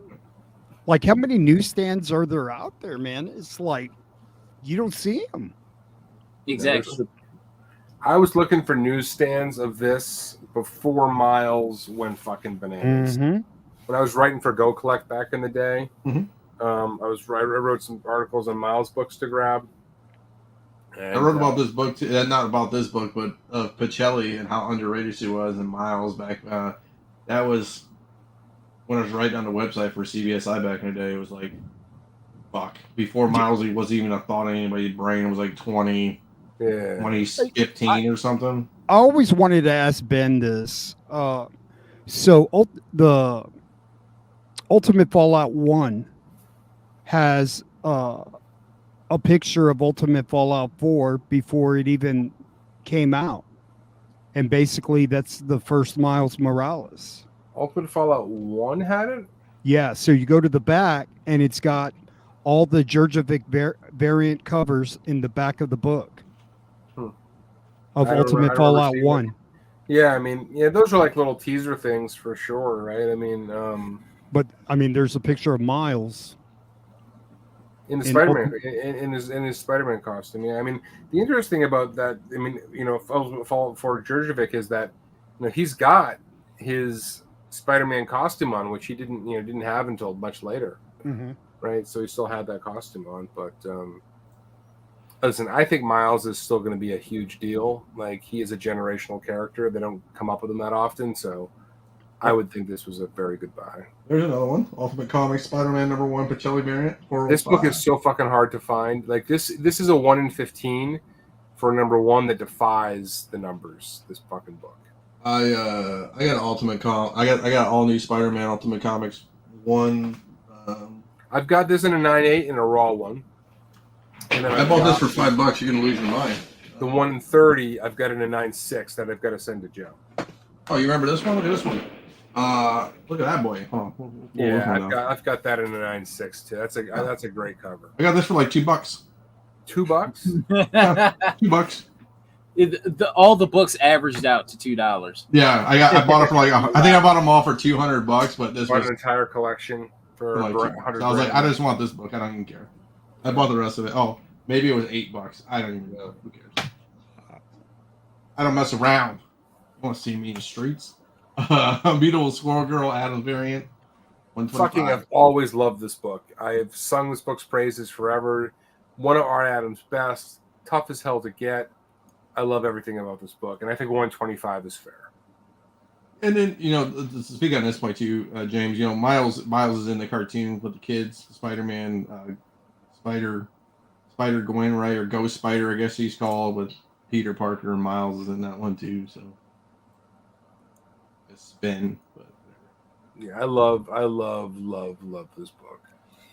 If you zoom in on the art in this thing, it is so well done by Adams. Like, this is what he's done well. Like, these just like huge multi-character, you know, covers and stuff, and this is her best cover for me. Is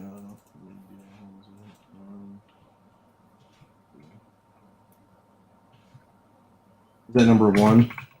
Yeah, #1 for her second series, I think. This picture's actually pretty decent. Bam! That's what we do. Yeah. It is great. Placement of everything's beautiful. Like, it's all symmetric, obviously. Nothing's not detailed. Yeah, I mean, it's all fucking really well done. It's a tough book. I mean, it's not an easy book to find. I have 2, and that's all I've ever found. Is that don't quote me, Art Adams, right, or Neil Adams? Yeah, Art Adams. Art Adams. We talk about Art Adams all the time, right? The America 2 variant, just undervalued books, I think, and his art is just popping in all those books. Like, yeah, I just snagged that #2 in a 9.6. I'd looked for that book forever. Where the hell is it? I don't know. Yeah, right here. I finally got this book was fucking hard as hell to get forever, but I finally snagged one on Mel's show. From Mel. Tough, man. Yeah, man. That's a pretty book. Man. That's so pretty, man. I remember when that book came out. It's like Wonder Woman 38 Finches. Like, people just like sleep on our Adams, you know. And it was like, oops, whoops. I was at Terrificon, and there was nobody at his booth. I'm like, this guy is a fucking legend of all legends, and there was nobody lined up to see him. Art Adams. Yeah. Really? There was nobody at his booth, dude? No. Holy crap. Wow. Next book, a little Adam Hughes are Uncharted, but this is trade paperback. Yeah, this is a trade paperback, but it features the art from the 1 in 25 variant. Okay. $130. Yeah. Out of print. I mean, the variant is impossible, but this is a good alternative if you can't get that book. Vault 25, little pre-code horror, 256. I think that's respectable. I mean, for 4, call it maybe 4 or 5 on a good day, maybe. I don't know. That's a classic cover. I'm Yeah. surprised it's going for less than 300. Way less than that. I think cooler's on pre-code horror unless it's like Black Hat Mystery or like a big book like Witch's Tale, or just stupid shit. We all know this one. Check this. This one kind of floored me. Venom 3. For $112.50. Well, it's raw for a reason. Most of these moderns, like, why isn't it graded?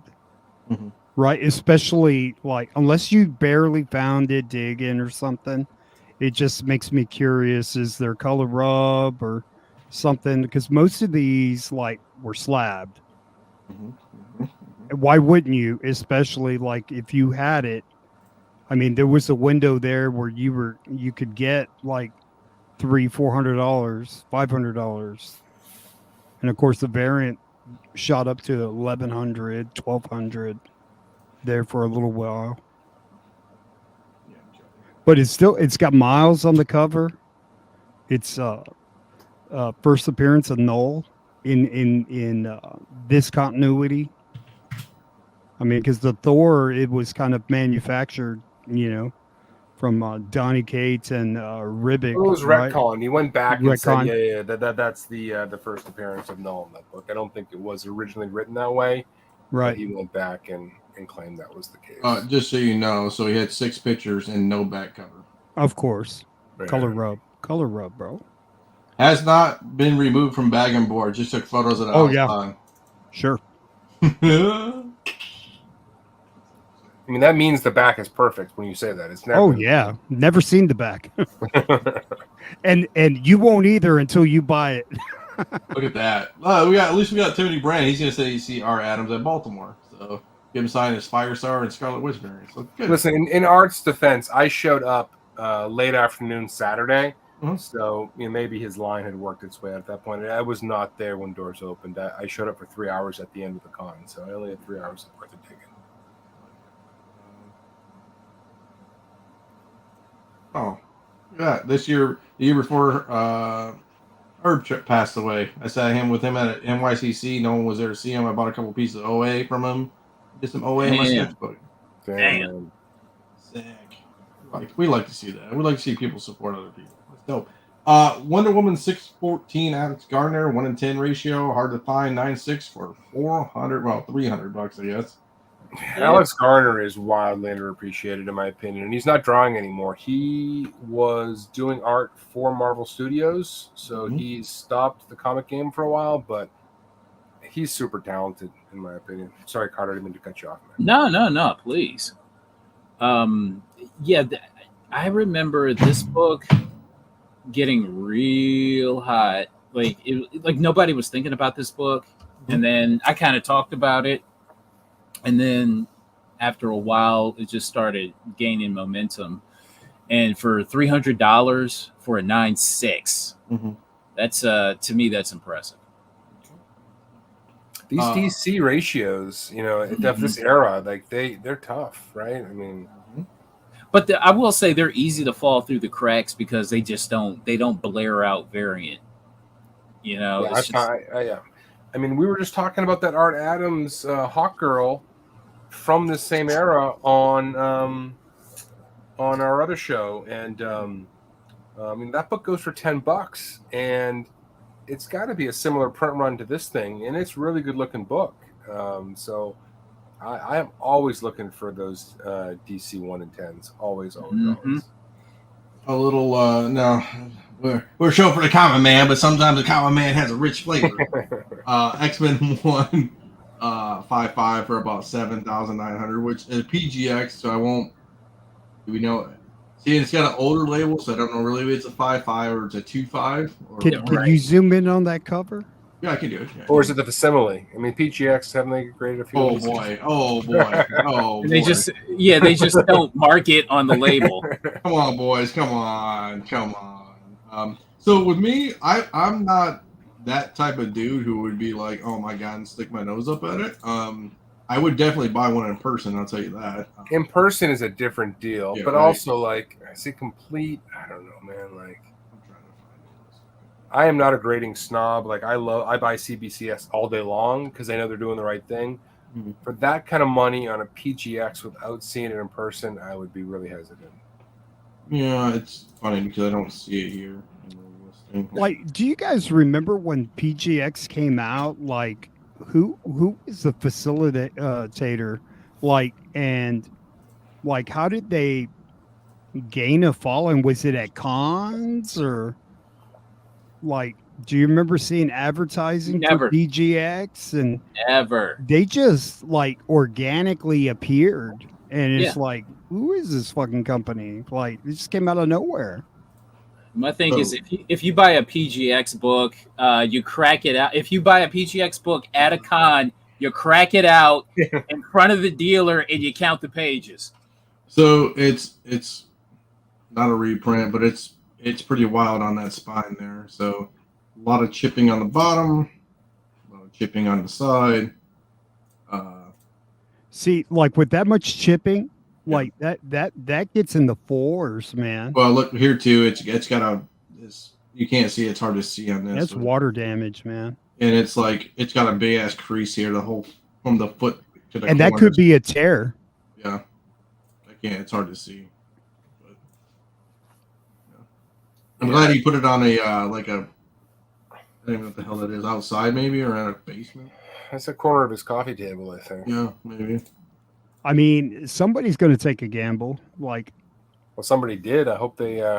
Oh, somebody bought it. Wow. Yeah, oh yeah, 7,900. Because that ain't a 5.5 at as it stands. Like if I got that book, I know I could press it and make it look better, but it would probably come back a 4.5, even though it looks better than that book. Now, let's see what your boys. Holy shit! This guy's got $18,000 trains, bro. Let's see what else this guy got. A lot of train stuff. Lionel, I got Lionel's.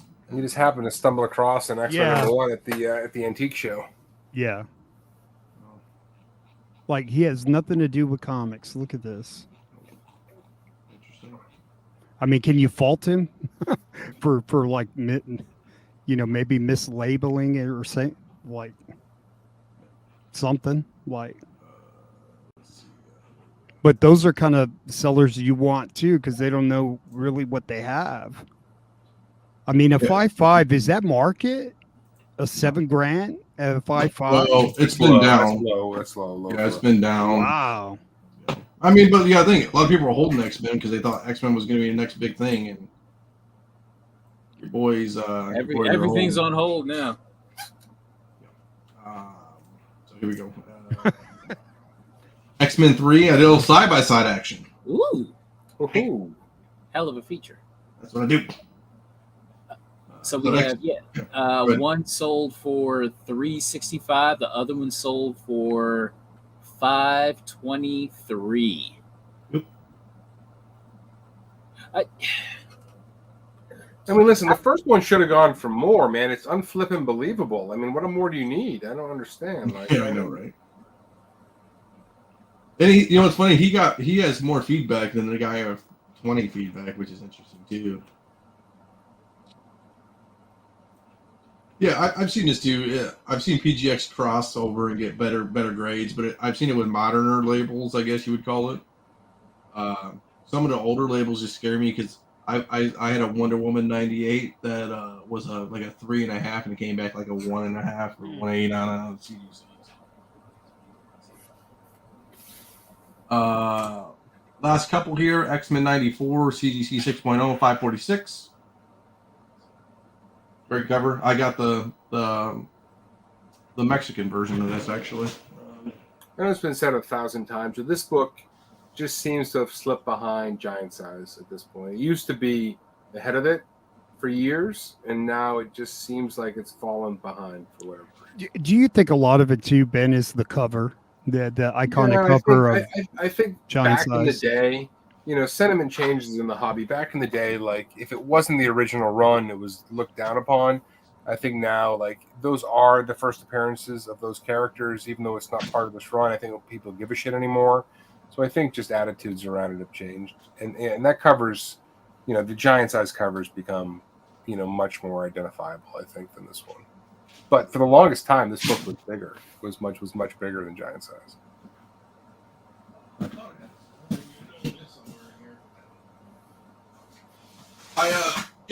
I just like to do our foreign expert, Mr. John Z, about these books, and I was like, hey man,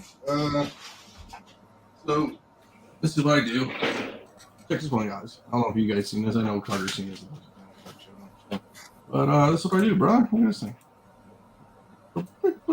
Nice.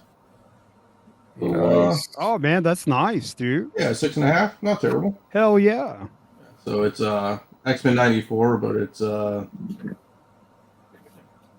I got this for like $100. But look at it. It's got Wolverine on the back. Holy shit. That is pretty cool. If we're flexing our foreigns, I'm going to flex a little bit. Here we go. Do it. Special Strange. Ooh. This is the first giant size from France. Wow. I got this free from Josh. If you're watching, brother, what's up? It was one of his auctions. It was a giveaway. I bought a shit ton of books that night. I was probably drinking too many beers, and I ended up winning this. But this is giant size from France. First appearance. I got here's my other one that I got. That it's a hard book to find. It's really expensive now. It was on a Ghost, one of the Ben C's Ghost lists back in the day. Supernaturals, but it's an Italian version. Marvel Italia. Wow. I didn't even know that existed. I got this for like $10 in Italy or something back in the day. That's badass. Nice find, man. Thanks, dude. Yeah, that's cool. That's good. Oh, Like, what do you I got one. I got one. Oh, Gambit issue? Some Phil Noto goodness. Yeah, I think. Yeah, I've been after that one. It's tough. I've never got hands on it. So Yee's got one for me too. So I'm gonna get another one from Yee. It's you, man. I'm manipulating the market. You are. No, my buddy had a 9.8, and I was gonna buy it from him for $300, and I kept on telling him I'll get it next week, and he fucking sold it, and it's my fault. No, it's your fault. We all remember this book. I actually got one of these. I don't think it's the. I almost pulled the freaking trigger on this at Terrificon this weekend, man. Not a 9.8, a raw. Why didn't you? I don't know. I just. Well, okay, what was the price on it raw? I think he was asking $50 or $60 for it, and I'm not sure it was in perfect condition. I hear you. Well, how about this book? We all remember when this book was hot. I think this is a George fucking problem. This fucking guy. Little 205 second print. Oh yeah, yeah, that's a great one. I got that. I don't even know what I bought it for. $160 back in the day. Who knows what it is now? It's probably worth like $40, but whatever. What do we got next? Not the black and white that's hard to find. X-Men 510 Campbell. Wow, $60. Gee. We talked about this book not long ago, and there weren't many out there. And I want to say ever since, I've seen just a shit ton more of these just on the market for whatever reason. Maybe it's just like one of those things like when you buy a new car, you see them all over the road kind of thing. But I love this book with a passion. But yeah, it seems like they're a bit easier to find these days for some reason. Yeah, because that's not Greg Land, by the way. No. How, I don't know why it's that. Is he did the internal inside? Maybe. I think he did the internals. Yeah, it's just laying there. We did talk about your Barbies. I don't know when did we talk about that, Joe? 2 weeks ago, maybe. I don't even know. I don't think I was on the show when. Yeah, you did. You said you pressed them. Remember we were talking about the Oh, Barbies? okay. Yeah, Man. Yeah. Look at you. You can't remember. Yeah, you know what? He's got #1 up on eBay. He does. Can you pull that one up? Yeah. I am blowing up the Italian Supernaturals book. You don't want to see me. I got mine. I don't need any more. What would you put it as? Barbie what? Barbie 1? Barbie magazine Mattel #1. It's CGC, right? Mm-hmm. It's it's super fucking rare. Like I got it. And I didn't realize when I was pressing all these how rare they were. Yeah, why didn't you remember? Why didn't you remember this thing? Look at that, man! It's a pretty book, man. Wow. It's gorgeous, man. Really. I thought it presented better than a 3.0. There's no tears. I just 3.0 seems harsh. Oh, it's even got the subscription on it. That's sick. Yeah, I just thought they were a little unfair with that book. What year is this? Oh, 70s? 61. Late 60s? 1961. 61. Jesus. So shout out to Tony. Commands a big price. I like it. Yeah, Don't settle for any less, Tony. I know, right? Fuck it, dude. Send it. I ain't scared. I'm sure he'll get some inquiries. I mean, it's so rare. I mean, I will say, and VHS, fucking Bass at the Beach, 96, fucking showed up on a VHS tape because I fucking talked about it. Somebody bought it and graded it and sold it like an asshole. Been looking for Bash at the Beach, first NWO back in the day. For you know who's in that? Fucking Fishbone, man. One of my favorite bands of all time. do you guys think he would have better luck if he went through Heritage and I think Harry would put that book in a portfolio and kind of showcase it? You'd have to showcase it a lot, I think. That's the other problem. I think, not saying you wouldn't get the right people in the room, I just think how many people would want a Barbie man. You know what I'm saying? Like, maybe you have 2 people who want it really badly, but then I've seen shit that's super rare that sells for like nothing, and you're like, what the fuck, man? You Exactly. know? I know you could put a reserve on it too, so I'm not saying he wouldn't, Do you get charged for the reserve, or is it a penalty? No, I'm sure you get charged for the. My buddy had Tomb of Dracula 10 9/8 signed by Stan Lee. It was the only one in existence, and man, I thought he was going to get somewhere in the neighborhood of 80,000, and he missed. He was right before that wave of COVIDness. Damn. And I think he got like 35, 37, something like that. And that's the other thing too. It's so unknown. That's a good thing. Yeah. And if you need help, Tony, I know a bunch of people at Heritage too. I'll help you for sure. So unknown quality, too rare. I mean, people don't know about it. It's like it'd be like bringing foreign books into Heritage and nobody knows anything about it. Yeah. The last split screen and the last books of the night, Marvel Zombies 1 through 5, and I put Marvel Zombies 2. That Marvel Zombies 2, I love it. I love Elsa books, that 1 in 20. I used to pick these things out of back issue bins for $5. That Marvel Zombies 3, who did the fucking cover? That one dude.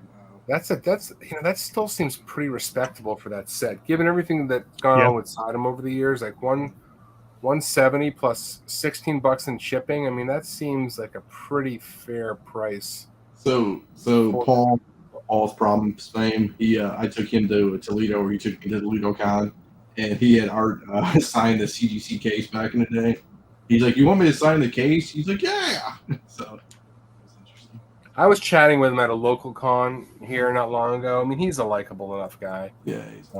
I know he's had his ups and downs, but that's all I got. I know me and Carter were gonna do SummerSlam, but it's almost 2 hours.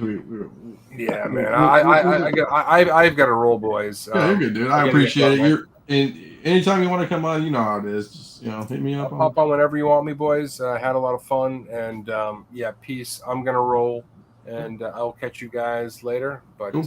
I'm out later, good boys. Man, thank you, buddy. The only pickup I got, nothing crazy.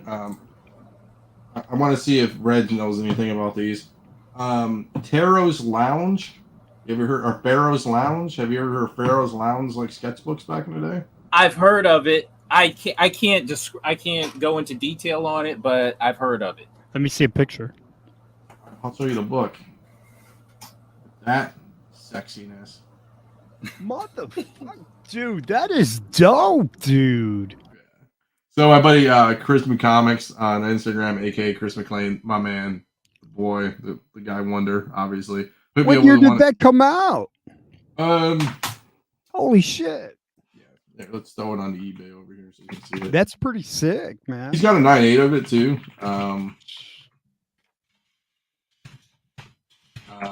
I don't even know what you would call it. American Safari sketchbooks. There's a bunch of them. I can't show most of them because they're kind of naughty, but he's got a 9.8 for sale that somebody signed. Find it. Oh boy, let's see. Hold on a second. I took a screenshot of his listing and threw it on Instagram actually because I was like, yo man, like I saw the book and I was like, that's cool. I wasn't gonna pay a 9.8 price, obviously. I mean, not because I didn't want to. I wasn't that keen about it. But I was like, hey man, cool. It was dope. Mario Brothers. He has this. This was back in 2021. So Wow. Okay. I thought it was older than that. I thought so too, but I just saw it and I was like, oh, look at this guy.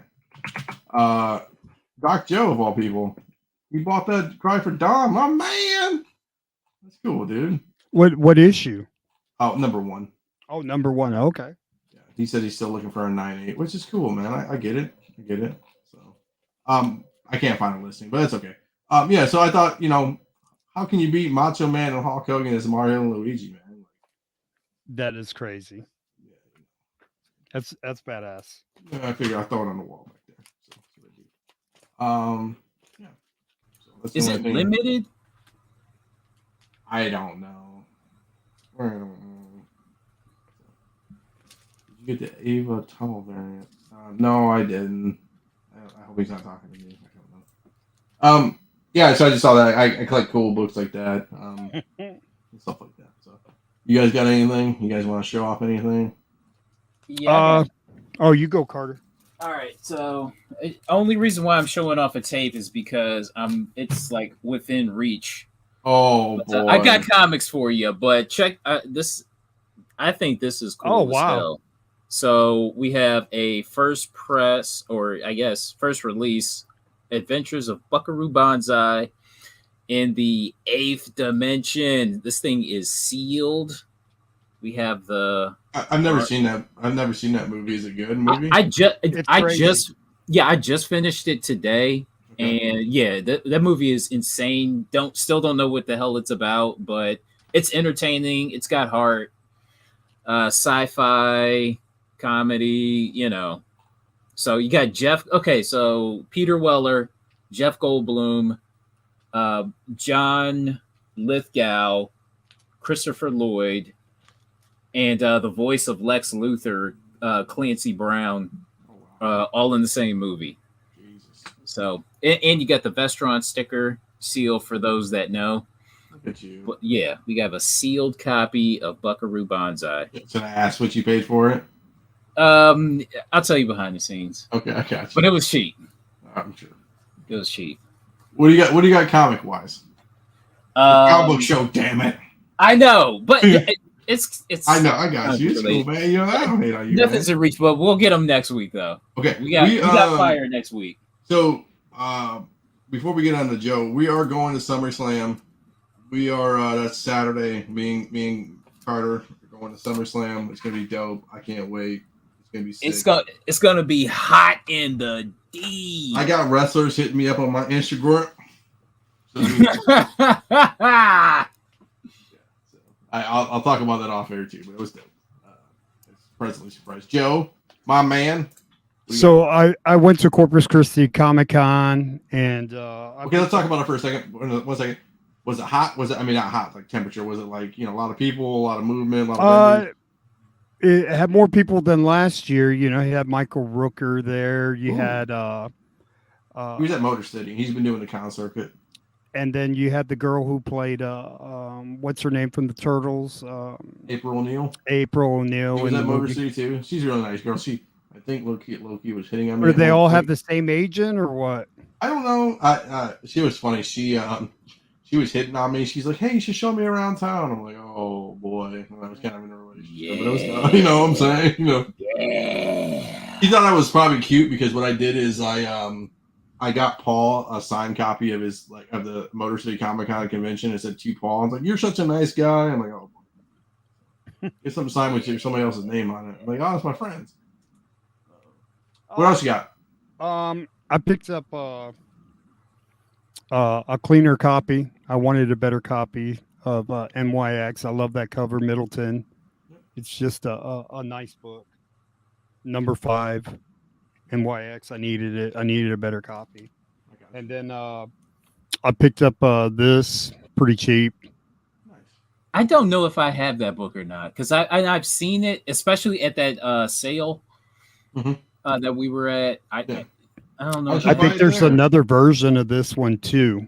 Also, I want to say they made another variant with the anniversary around it. So there's 2 of these. Hey man, don't rip on the gold rope chain. No, I wasn't doing the chain. This is before the Suge Knight era, man. This is before Suge Knight got on death row. I picked up Ringo Kid number 1. Yeah, that's a great looking copy too. Yeah, a real nice grade. Boy Commandos, some Jack Kirby number 1. Sick. Really nice. I mean, $10, bro. Yeah, all day. And then Power Girl number 1. I remember that book was hot. I remember that book was hot. I picked up another one of these, man. The guy had it in a bin for $2. I fucking snagged it. I was like, bro. I never see that. I don't even know what that cover is. I've never seen that cover. You've never seen this cover? This is one of my favorite covers all time, dude. Rocket number 1 variant. I think it was 1 in 25. I want to say maybe 1 in 50. I can't remember. And then Mark Jeweller's variant of this G.I. Joe. What's the condition on that?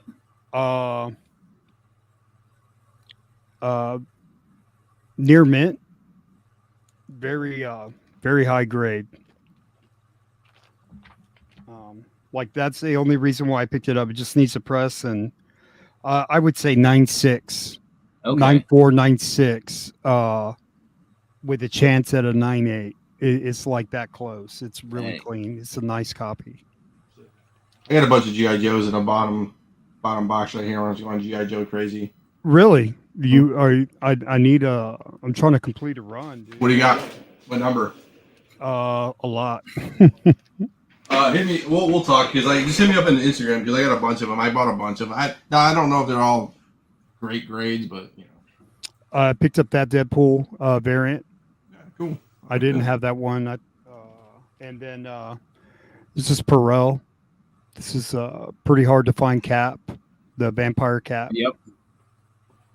You know, it's Deadpool that don't get enough love. Deadpool 1, Scotty Young, where he's sitting on a pile of weapons holding up a single. This is my second one, and this one actually is a higher grade. So I got this for like $20. I didn't even blink. I said, I'll take it. I didn't even ask for a deal. And then for some reason, like this one's eluded me. I needed this one. So I snagged that. And then this was my buddy. He has a LCS here, Steven Fuentes, Most Wanted Comics.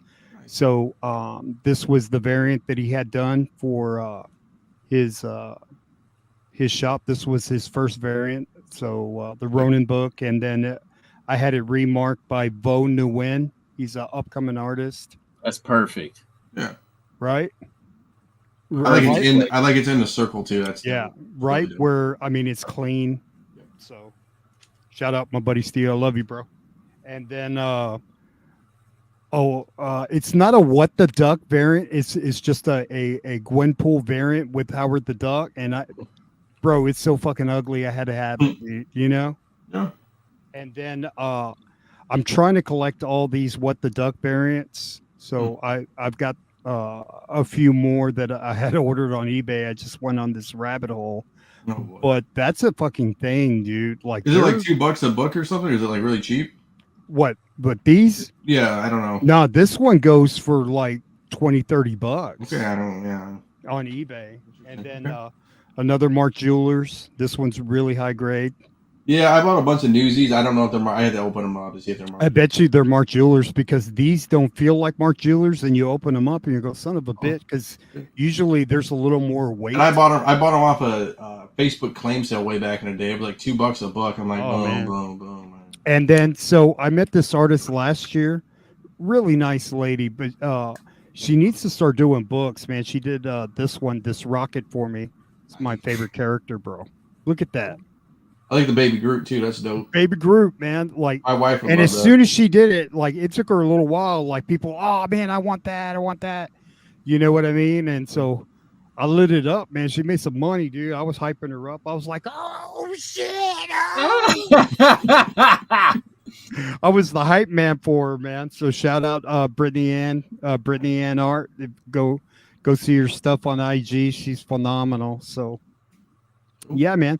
So I went Friday with the intention of going back on Saturday or Sunday. I never went back. I was I think I picked the best stuff that they had, man. Could I have gotten some good prices on some stuff? Yeah, probably. They had some dealers from San Antonio, which when you start getting dealers from San Antonio and they're coming this way, and we had a couple from Dallas, that's pretty good. So how many vendors do you think were there roughly? Man, I had the pamphlet where it showed kind of how many. I don't know offhand, but there was a lot more than what they had last year. So a couple things. I'll get this PSA out of the way. I don't even know why I started this, but I started a membership platform. I call it Dirty Flippers. It's $1 a month, I think, only 99 cents. I guess you get early access to stuff. You know, if we get a lot of people going in, I'll start buying stuff for the channel off the Dirty Flipper membership things, and I'll give it away to the channel. Just, you know, if you guys are interested, $1 a month, not terrible. I mean, you know, supporting the shows and other revenues, doing some things. I guess there's members only chats and stuff. I'll figure it out later. And the other thing is, make sure you come to my Comic-Con, dude, because don't mess around with this. Let's see if I can find it. Do I even have it on this one? I don't even have a loaded Carter. Little Flipside Comic-Con, Saturday, August 26th. Carter will be there. I'm bringing dollar boxes because I refuse to price anything. Ooh. So you'll find something. Your boy's gonna be digging through those before anybody shows up. No, so basically what I'll do is Dirty Flipper t-shirts. They're on the website, I think. I loaded them. I think me and Rick were talking about that. I can get you I have the Dirty Flipper t-shirts, man. I got a couple of ones. I might wear one for the Flipside convention. I still have them. People love those shirts, man. Did I give you one, Joe? Was that Baltimore when you came? Dirty Flipper shirts? No, you just gave them out to your friends. You didn't give. Ouch. I was just playing it. That's George's fault. I'm blaming that one on George. Saturday, August 26th. Come by, hang out, talk to Carter and me. Do the damn thing. That's what we do. So, man, we got to get the band back together, bro. Well, that's what I said. So I talked to Brian McClay. He's doing well. I told him anytime he wants to come on the channel, it's all good, dog. You know, I mean, I think I can get the band back together. I think I can CEO this and make the band like Long Short came back on, you're back on, Yee shows up, you know. Like time heals old wounds, bro. You know what I mean? It's not okay. My little PSA, dude, for this is we just talk about comics, dude. I don't give a fuck about the drama. I never cared about the drama. I don't give two shits. I just want to talk about comics and hang out with my friends and talk stuff on Monday, Tuesdays. It would be epic, dude. Like I don't care. Just hey, how about this? Sit on the bench. It would be like the Eagles getting back together, bro. I mean, we could do it. Basically, yeah. So basically, I would say just throw the bat signal up, dude. Just bring everybody. But I don't even care, dude. You know, it'd be a hellacious market report, bro. I could tell you. I'm sure it would be. You know, the thing too for me is like epic. You know, it would be an epic market report, bro.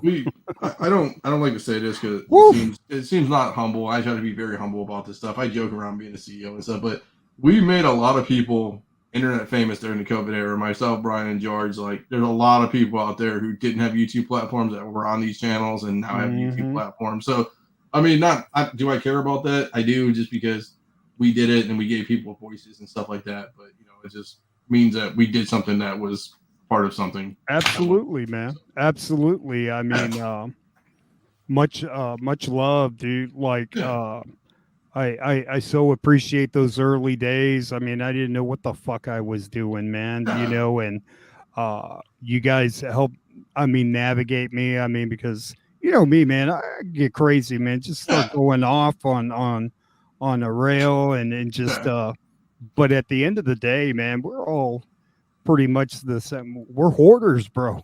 Yeah, well, the thing too is like I created this channel. Me and Trey talked about it, having our own podcasts and stuff like that. And he's like, "You're a pretty smart kid," and I was like, "Well, let me get my friends who I just know and we'll just talk shit and see either it's going to be a big thing or it's going to be fucking 3 people watching at the end of the day." And we had some success, and I appreciate everybody on the channel, and just like I just continue to be humble, and especially when I go out and see people like Chris Colbert, same thing. It's like you go and see people recognize you from the channel, or people recognize you, even you, Red. It's like people go out there and like, oh, I know you from this place, and this is cool, man. I mean, just a stronger community, man. That's all I care about, dude. I'm not a drama guy. I don't care about anything else. I just want to talk comics and shoot the shit and watch wrestling and do my damn thing. A little PSA to the people. I got to go down and visit you guys, man. Definitely, I got to go hang out with Carter, dude. Like, yeah, we're in the Midwest, dude. Yeah, show me your spots, bro. And I saw his spots. You don't want to see his spots, though. Bro. You hear that? That's the evilest laugh, bro. That's laughing money right there, bro. Money's just coming out of his mouth, dude. I don't want to talk too much about it because it's a lot of history and stuff, but I will say it was small business problems at some points. It's like, we all were there in COVID, and then we're all trying to get back together. And, a lot of people spent a lot of hours on phone calls back in the day, and we just didn't have time to, cater to everybody. And it's my fault too. And, things happen. People were stressed out. We were working on things a lot of times, but it's nothing's ever gone. People, it's like comic book spec. People can come back. I have no qualms with anybody, honestly. Few people in my world I have qualms with, but besides that, dude, if anyone wants to come on the channel, I don't care, dude. Come on the channel. I tell everybody, come on the channel, swing by. You want to hang out? Cool, man. If you don't, yeah, that's cool too, man. I'm a very easygoing dude, man, at the end of the day. It could be a dual stream, dude. You know what I mean? Yeah, man. Dude, I don't care. You know what I mean? No, I mean, like, do something that nobody's done, right? Yeah. Well, right now we're on Facebook like Live. Showtime and HBO putting on a fight, bro. So we're on Facebook Live. I have a Twitch channel theoretically. I don't even know if that gets any views. We could have 7 million views. I don't even know. And then YouTube, we're on YouTube. So, yeah, that's cool, man. I just appreciate everybody, and everybody wants to come back on. I don't care, dude. It's all good. Even if the people on this show want to, it's you and Ben one night, and, somebody else another night. I don't. All good. Chris Colbert wants to come on sometimes. I don't care, dude. It's all good, man. Hey, you know me, man. Like I'll party with anybody, dude. Yeah. I'm pretty loyal guy, man. And you guys know I jump on different podcasts. I hang with Thorough. I hang with Brian. I hang with you. Yeah. Like if you're talking books, and I just like having fun, making people laugh, and that's what I like too, dude. I have no problems going on other people's channels, man. And, it's cool, man. People want to invite me, cool. If they don't, cool too, man. I get it. I think people thought, at some point, we were really big at one point. We were making billions and billions of dollars, and that wasn't the case, So, but it's all good. Hey, you know what? Let me change the subject. Did you guys see the picture of the Von Erichs? The actors that are playing the Von Erichs, that one. Fucking Rip City, bro. No. Fucking awesome, what's dude. happening? What's happening with that? So it's the first still they've released from the Von Erich movie. Okay. And fucking ripped, bro. Yeah. Let me see if I can find it. So here's one beefcake. Look at fucking Zac Efron. Fucking yoked, bro. Yoked. Get out of here. He is not messing around. What's going on? And then who's the other dude?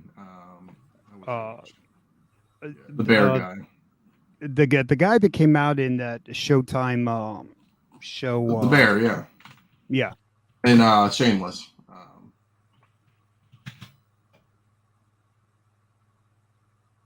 That's going to be called Iron Claw. Yeah, the Iron Claw. Nice.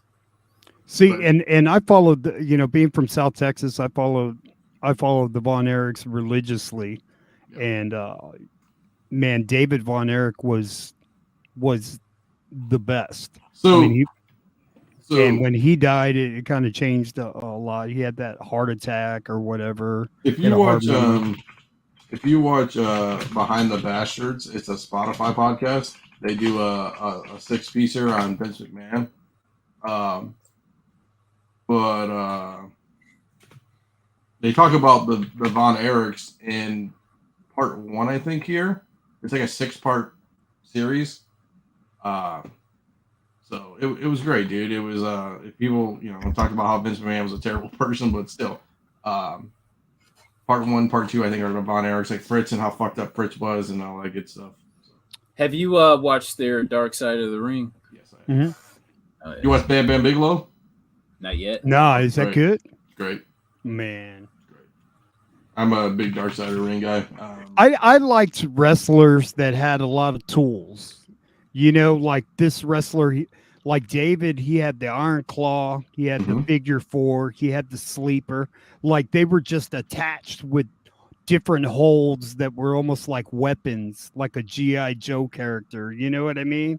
Like, when you're a kid, you thought, man, bro, and you're going to school. Hey, bro, did you see? You put him in the Figure 4, motherfucker tapped out. And so Ric Flair was in there for a while, and the Ric Flair, the Von Erichs, Iceman King Parsons, the Freebirds. Freebirds were crazy with Michael P.S. Hayes and Terry Gordy and was it Ronnie Garvin, and then of course Gino Hernandez. Like all of that, I got a chance to see all those motherfuckers at the Coliseum here in Corpus, man. And it was like standing room only, man. They would put on a show. So for Dark Side of the Ring too, it's the next episode is me and Carter were actually talking about this. Bash at the Beach 2000. Ooh. And then the last episode is Marty Jannetty, which is going to be fucking insane. So, I know he's going to just shit on the HBK all day, but that's okay. I like watching like on YouTube. It'll have like an hour's worth of Ric Flair's shit talking. Have you seen on Instagram? Oh man, so we talked about this. Epic, dude. Just like, so, look at this. I'll do this for you. You'll be lost in the sauce, brother, when I do this. So if you go on no context Flair memes, look at this. He has a bunch of them, dude. He just talks and you can't hear it, but like me strutting in, all this stuff. Walking in a car dealership as your lease is about to expire. It's just crazy stuff. And then we talked about this last week. So if you're a fan of that one, be a fan of this one. Little no context, Dusty Rhodes. Grandpa going into his wallet for the grandkids. Let me tell you something about Mr. Dusty Rhodes here. Son of a plumber. Yeah, so that's what I follow those two on Instagram because would you tell me, Carter, about Ric Flair, the no context Flairs? Yeah. My buddy's been doing the no context Dusties on Facebook. This is funny as shit. Yeah, man. Yeah, they had that ESPN 30 for 30 with Ric Flair. I thought that was pretty badass. I like the Joe Rogan interview too. That was great too. With Ric Flair. But... all right, guys, I gotta go into work. That was tomorrow. good stuff, man. Good stuff. Good seeing you guys, man. Yeah. As you said, me and Carter going to SummerSlam on Saturday. We're gonna try to do some stuff. I don't know what we're gonna do. We gotta figure it out. Yeah, are we gonna do the review on Tuesday, or are we gonna do it Saturday? You should do it live right after that shit. Just bro. do it during the show. Oh shit, dude! Yeah, that's. I don't know. We'll see. I'm probably more like Tuesday because I'm an old man and I do shit. I don't know. Yeah, report of the stuff you don't get to see on TV, man. Yeah. You know? Yeah. I mean, hell, we might get backstage passes, bro. No, fingers crossed, man. Yeah. No. Somebody hit me up because I was talking about he collects sports cards, and I was like, "Hey, man, you into comics?" And he's like, "No, this other wrestler is." So he hit me back on Instagram, which was cool. I didn't think he would ever hit me back on Instagram, but no, it was cool. So my buddy, like, he used to work at like the Hershey Hotel, which is later. It's now A Hilton. Yeah. So he would like take care of special guests, right? Yeah. Whatever they needed. Like a concierge kind of guy. Oh my God! So he's telling this story about Gino Hernandez wanted to be taken to go running at like 6 a.m, right?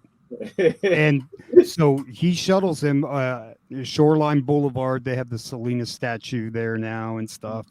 And so he gets out and he starts going, no autographs, no pictures. And there's nobody around, bro. And so, he starts jogging all the way to the end of the strip. And then he signals for my buddy to come back and pick him up. And he's like, okay. He just thought it was weird. I thought this guy wanted to work out. He just, thought he was going to have some kind of following out there or something. So he drives to go pick him up. And then he goes, get these people off of me. There's nobody. There's like guys walking his dog and shit like that. What are you talking about? So later on, he goes back upstairs, and remember I told you how the Freebirds were there? Yeah. Well, Michael P.S. Hayes answers the fucking door. Like, I think he was bringing him food or some shit. And he answers the door fucking buck naked, dude. He used to do that all the time with big rib. Yeah, and then Sunshine, his chick, was naked too. And they tell him to come in. Yeah. And he goes, nah, I'm good. Nah, you need to come in. And so they bring the food in. He's trying to look away, but it's almost like Michael PSA is trying to put his cock in his face, dude. You know what I mean? It's just like, and I can't imagine what these people were smoking back then. The 70s and 80s, a lot of cocaine. Man. A little bit of that action. You know what I'm saying? So. But yeah, good stuff. I didn't do that story justice because the way he tells it is fucking hysterical, man. Oh, I'm sure it is. But all right, guys, let's kill it. We'll be back next week as usual. Tuesdays, sleepy time. So, all right, guys, we appreciate it. We're gonna head this one out. I gotta figure out where we're at. All right, guys, we'll talk to you guys later. And we'll see you later. So, bye.